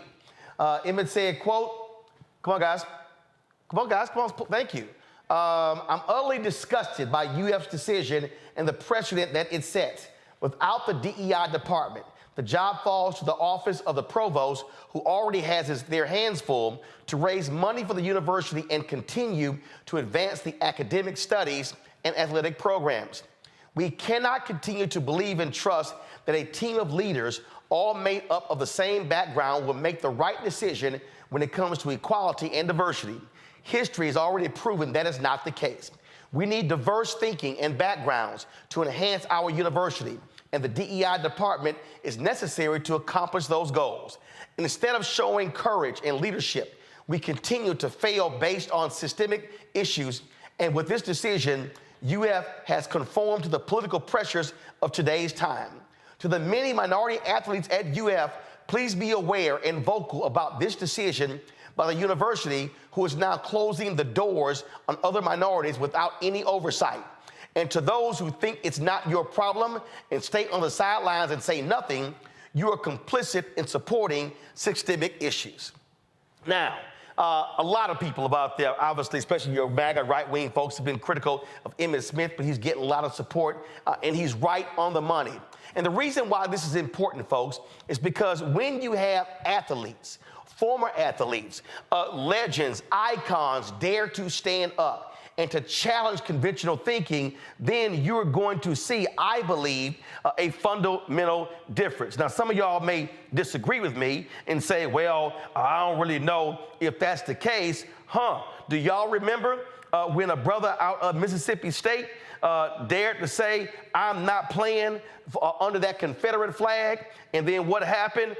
They quickly moved. Remember this story right here? This brother, give me 1 second. Let me pull it up here, unlock it. There we go. All right. Remember this story right here? Mississippi State running back. I won't represent this state until flag is changed. And when Kylan Hill made that particular comment, he, of course, was one of the top rushers in the NFL, in college football. Folks, it did not take long for them to change the state flag. Literally, the white racists in Mississippi, Republicans, have been fighting for a long time to keep that Confederate emblem on that state flag. When that brother and other athletes started saying, we ain't having it, and when those white head coaches started telling those lawmakers, the black players not coming to our state, they immediately changed that flag. Y'all might remember University of Missouri, when they also announced they were going to boycott over issues. That led to top university officials resigning and massive changes at the university. This is what we know. There is power from athletes. A few months ago, when Texas A&M, they screwed over Kathleen McElroy, A&M graduate, I called on athletes, 4- and 5-star athletes, to tell Texas A&M, peace, if you can't hire black folks after they graduate, then I'm not coming to your university. And I called on a bunch of former athletes to stand up. Many of them were silent. And so, if we're talking about changing here, right now in Alabama, the mayor of Birmingham, Randall Woodfin, came out and said, if Alabama gets rid of DEI in the state, black players should not come play football at Alabama or Auburn. And I'm telling y'all right now, college football cannot exist without black players. Ask Bear Bryant what happened when Alabama had his all-white team and USC came to town with all them black players and kicked Alabama's ass up and down the field.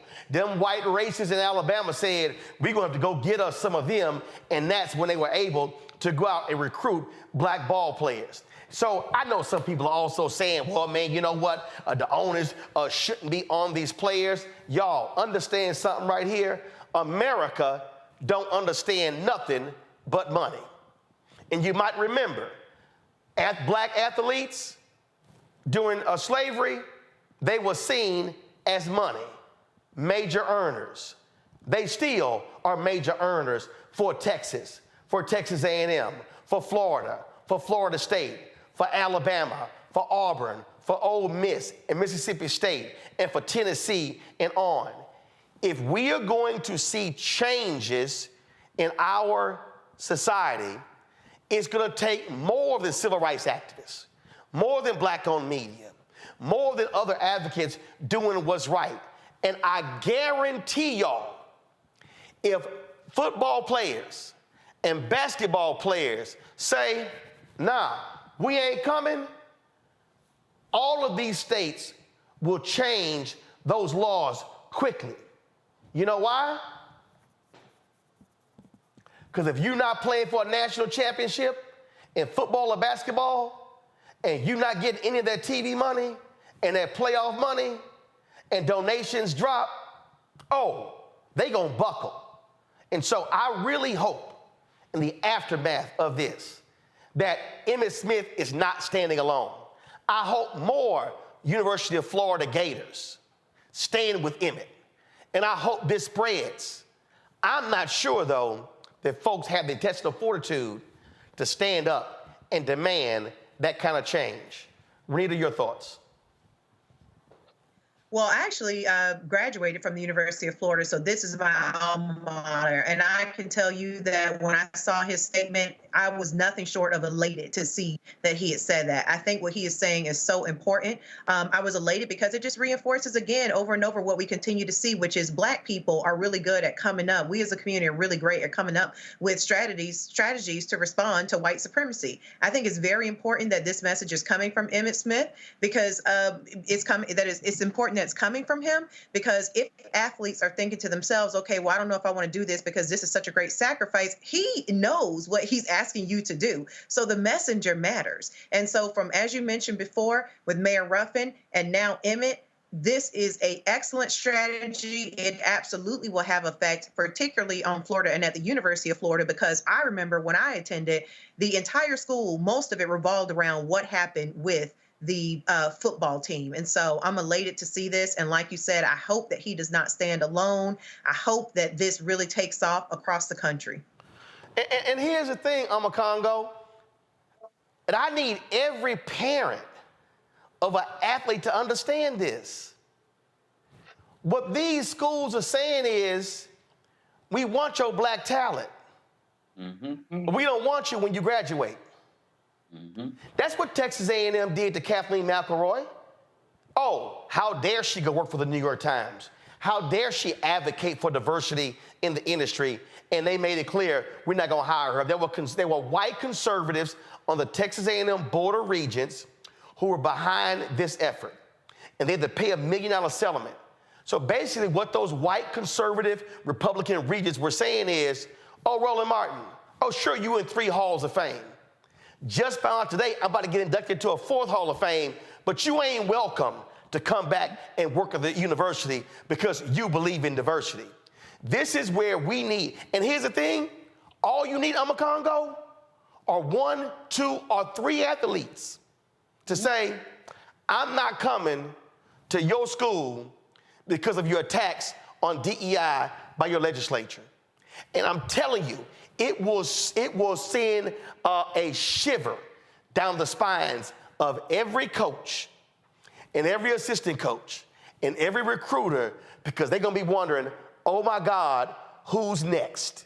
And if you're a 4 or 5 star, be recruited by Florida, you likely will be recruited by Ohio State and Michigan and USC. So there are numerous top programs you can go to. I hope we have some Black parents and some Black athletes who have the courage to say, you know what, I'm with Emmett. And if they committed to Florida, decommit and say, this is why, trust me, they will all of a sudden change. Oh, absolutely. And the space is right for this. I can completely see somebody like LeBron James, the guys, Steph Curry, coming out in support of these types of players, because of so many of these players are activist minded. We saw what happened with the NBA and the Clippers and what they did to get rid of that president. But here's the thing, in Florida, we got to also understand that a lot of these owners in different places, they're more emboldened. The Orlando Magic made a donation to Ron DeSantis in the name of the organization, which includes the players. And so my point is that as we're going towards this election, these owners and presidents and stuff, they're getting more emboldened. And so we have to become more emboldened as well. And so when we're talking about what happened in Missouri, and then you've got to remember, a lot of these players now, they can get their NIL deals. They have lots of ways to make money and wield their influence. And so these students, they have to, in addition to the DEI, I work in this DEI space, so I see these cuts and disrespect happening to our stories every single day. But in addition to the DEI space conversation, Roland, these players have, some of them are women, right? In terms of the women's sports. Then, some of these male players, they got mothers, they got sisters. People who are being affected by these abortion issues and other things. So in some of these states, there are so many issues that these players can choose to take a stance on, starting with this DEI. And as the late Johnny Cochran said, hit people in the pocketbooks and their hearts and minds will follow. And understand something here, Julian. Go to my iPad. In 1969, there were 9 Black football players at Syracuse University who stood up. and they're called, it was a book that was called Leveling the Playing Field, the story of the Syracuse 8. Not only did they boycott practice, they boycotted the 1969 season. Now, they paid a price when that happened. They kicked them off the team, and the university did not recognize their achievements until some 20, 30 years later. But the point I'm making here is, I'm not even saying black players say, we're going to boycott. What I'm saying is, if black recruits, 2, 3, or 4, say, oh, I was going to go to Florida, but since y'all did that, no, I'm going to go to this school. Or I'm going to go to this school. It will freak these folks out, and they will change. Absolutely. You know, the thing is that they're used to us having our hands out. They're used to us being grateful, happy to be there. But what we're finding is as the pendulum shifts, people are not necessarily happy to be there. They don't want to go to a school that doesn't recognize diversity.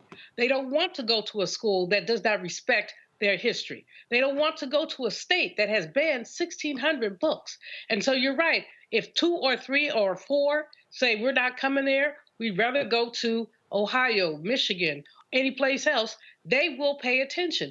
And if one of those players goes to, let's say, Michigan, and Michigan beats the stuffing out of the University of Florida, you know that coach is likely to be fired, likely to be in some kind of trouble. How did you let him get away? Well, I didn't let him get away. Y'all let him get away with your policies. So chickens are coming home to roost, and it's reckoning time. Well, and again, what I'm saying to these black athletes and what I'm saying to their parents, these schools, they want your labor. These schools want you running up and down the field. And let me put it to how I put it with Texas A&M. They believe in DEI on Saturday afternoon. They believe in DEI when it comes to Saturday afternoon. And if we are going to change a system, it hits them where it hurts. And with black labor, withdraws its labor. And they are denied black talent. When they no longer have us running up and down the field, running a 4-4 and a 4-5 as running backs, quarterbacks, DBs, and linebackers, oh, trust me, when they begin to see that we have the guts to stand up for our people and say, we don't have to play for you, we can go elsewhere, they will absolutely buckle because America understands money. And I keep telling y'all, if you ain't having a money conversation, you're not having an American conversation. And black athletes represent billions to college football, to these states, to these TV networks. Show them your power. Stand with Emmett Smith. Let's see it happen. Renita, Amakongo, Julian, I appreciate y'all being on today's show. Thank you so very much. Folks, be sure to support us in what we do. Look, we built something here other folks not doing.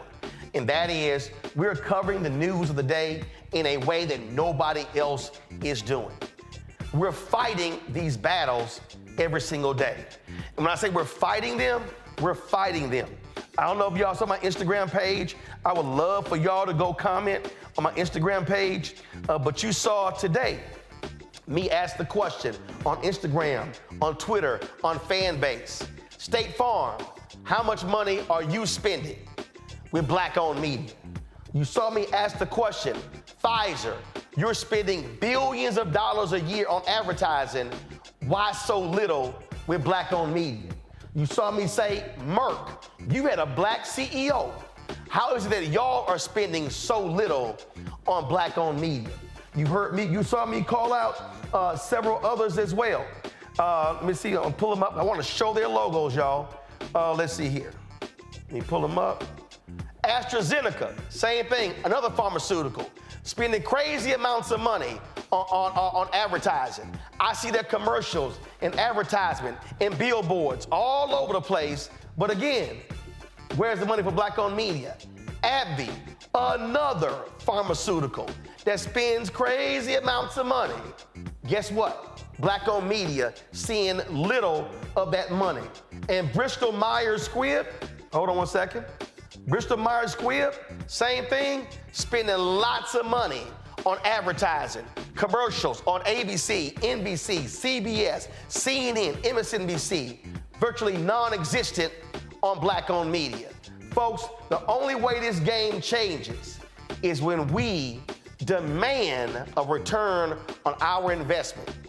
But in the meantime, your support is critical. So when you give to our Brina Funk fan club, it allows for us to be able to do what we do. Right now, look, this is how transparent I am. And I'll tell you right now, we need to fill 2 positions. Those 2 positions are gonna cost us about $110,000. Let me say it again. And we actually need to fill 3 positions. So if we're able to raise $160,000, we can fill those 3 staff positions. That gives us greater capacity to do what we do. Want your donations? I can't do it.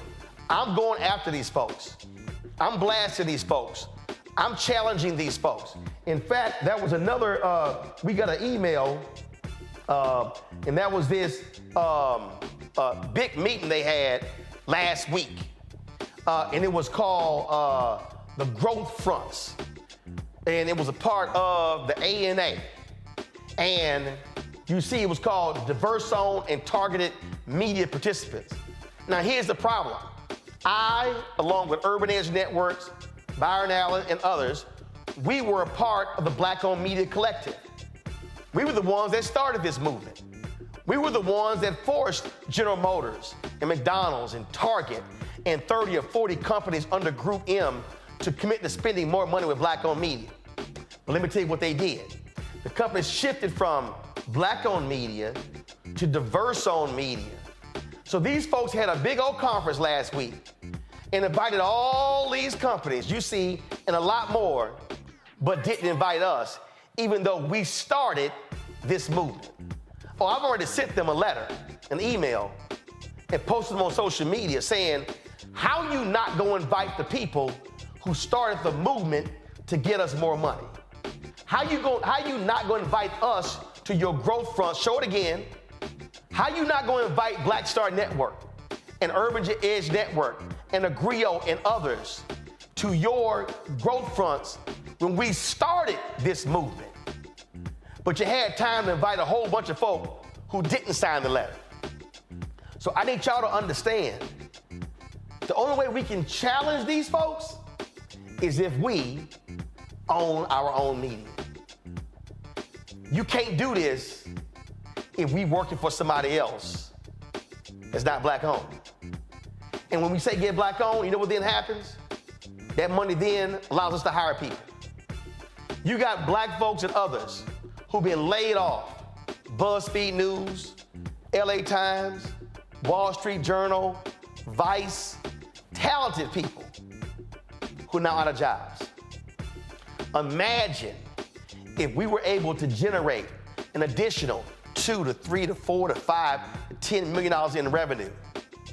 We can go from 15 people to 50 people to 75 people to 100 people. I already have the vision laid out.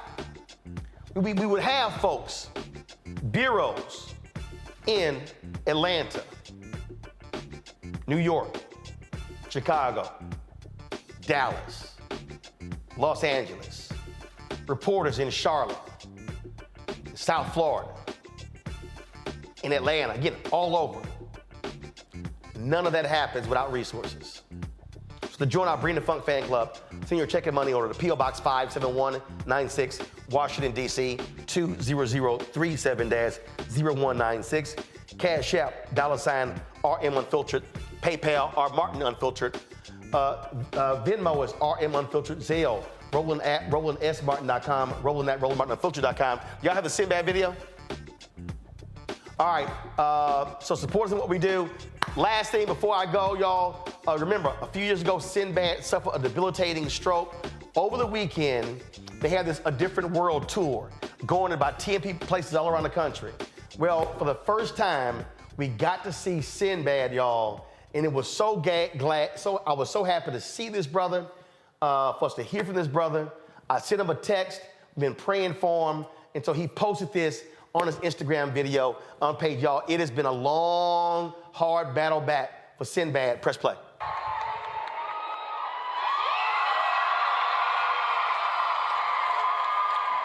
Man, that was so cool. A different world, going to Atlanta, going to Morehouse College on the campuses, and getting a chance to be on a Zoom and say something to the kids. It's wild that the kids even know who I am. That's beautiful. Thank you to everybody who's been praying for me and saying good things and supporting me during this time in my life. It means a lot to me. Thank you so much. God has been with us, and he's carried me. Well, he's carried me through my whole life. And it means so much when I hear from y'all and you tell me, Sinbad, keep going, saying, Sinbad, we're sending prayers, we're praying, my family's praying for you. Those words are important, and I feel it. I feel those prayers. I want to say this to all the people who have emailed me through the website. Some of you are going through what I'm going through, or even worse than me. I'm reading these things. I'm going to try to answer as many as I can. I pray for you and understand what it's like. It's rough. I want to thank all of y'all who've been fans and friends all these years of mine. Thank you so much. Expect to see more of me soon. And don't freak out if you turn around, I'm standing right behind you. Sinbad, I can't believe you're here. You can't believe it. You better believe it. Miracles happen. So for years, Sinbad has been challenging me. He's like, Roland, one day you're gonna do a 15-minute set on stage. I'm like, Sinbad, that ain't what I do. He's like, no, you funny. You gonna get your butt on stage. All right, so when you get back on that stage, I'm gonna be on that stage with you. All right, my brother, be praying for you, be well. Folks, I'll see y'all tomorrow. Halt! Start Network is here. Oh, no punch! I'm real revolutionary right now. Thank you for being the voice of Black America. All momentum we have now, we have to keep this going. The video looks phenomenal. See, there's a difference between Black Star Network and Black-owned media and something like CNN. You can't be Black-owned media and be scared. It's time to be smart. Bring your eyeballs home. You dig?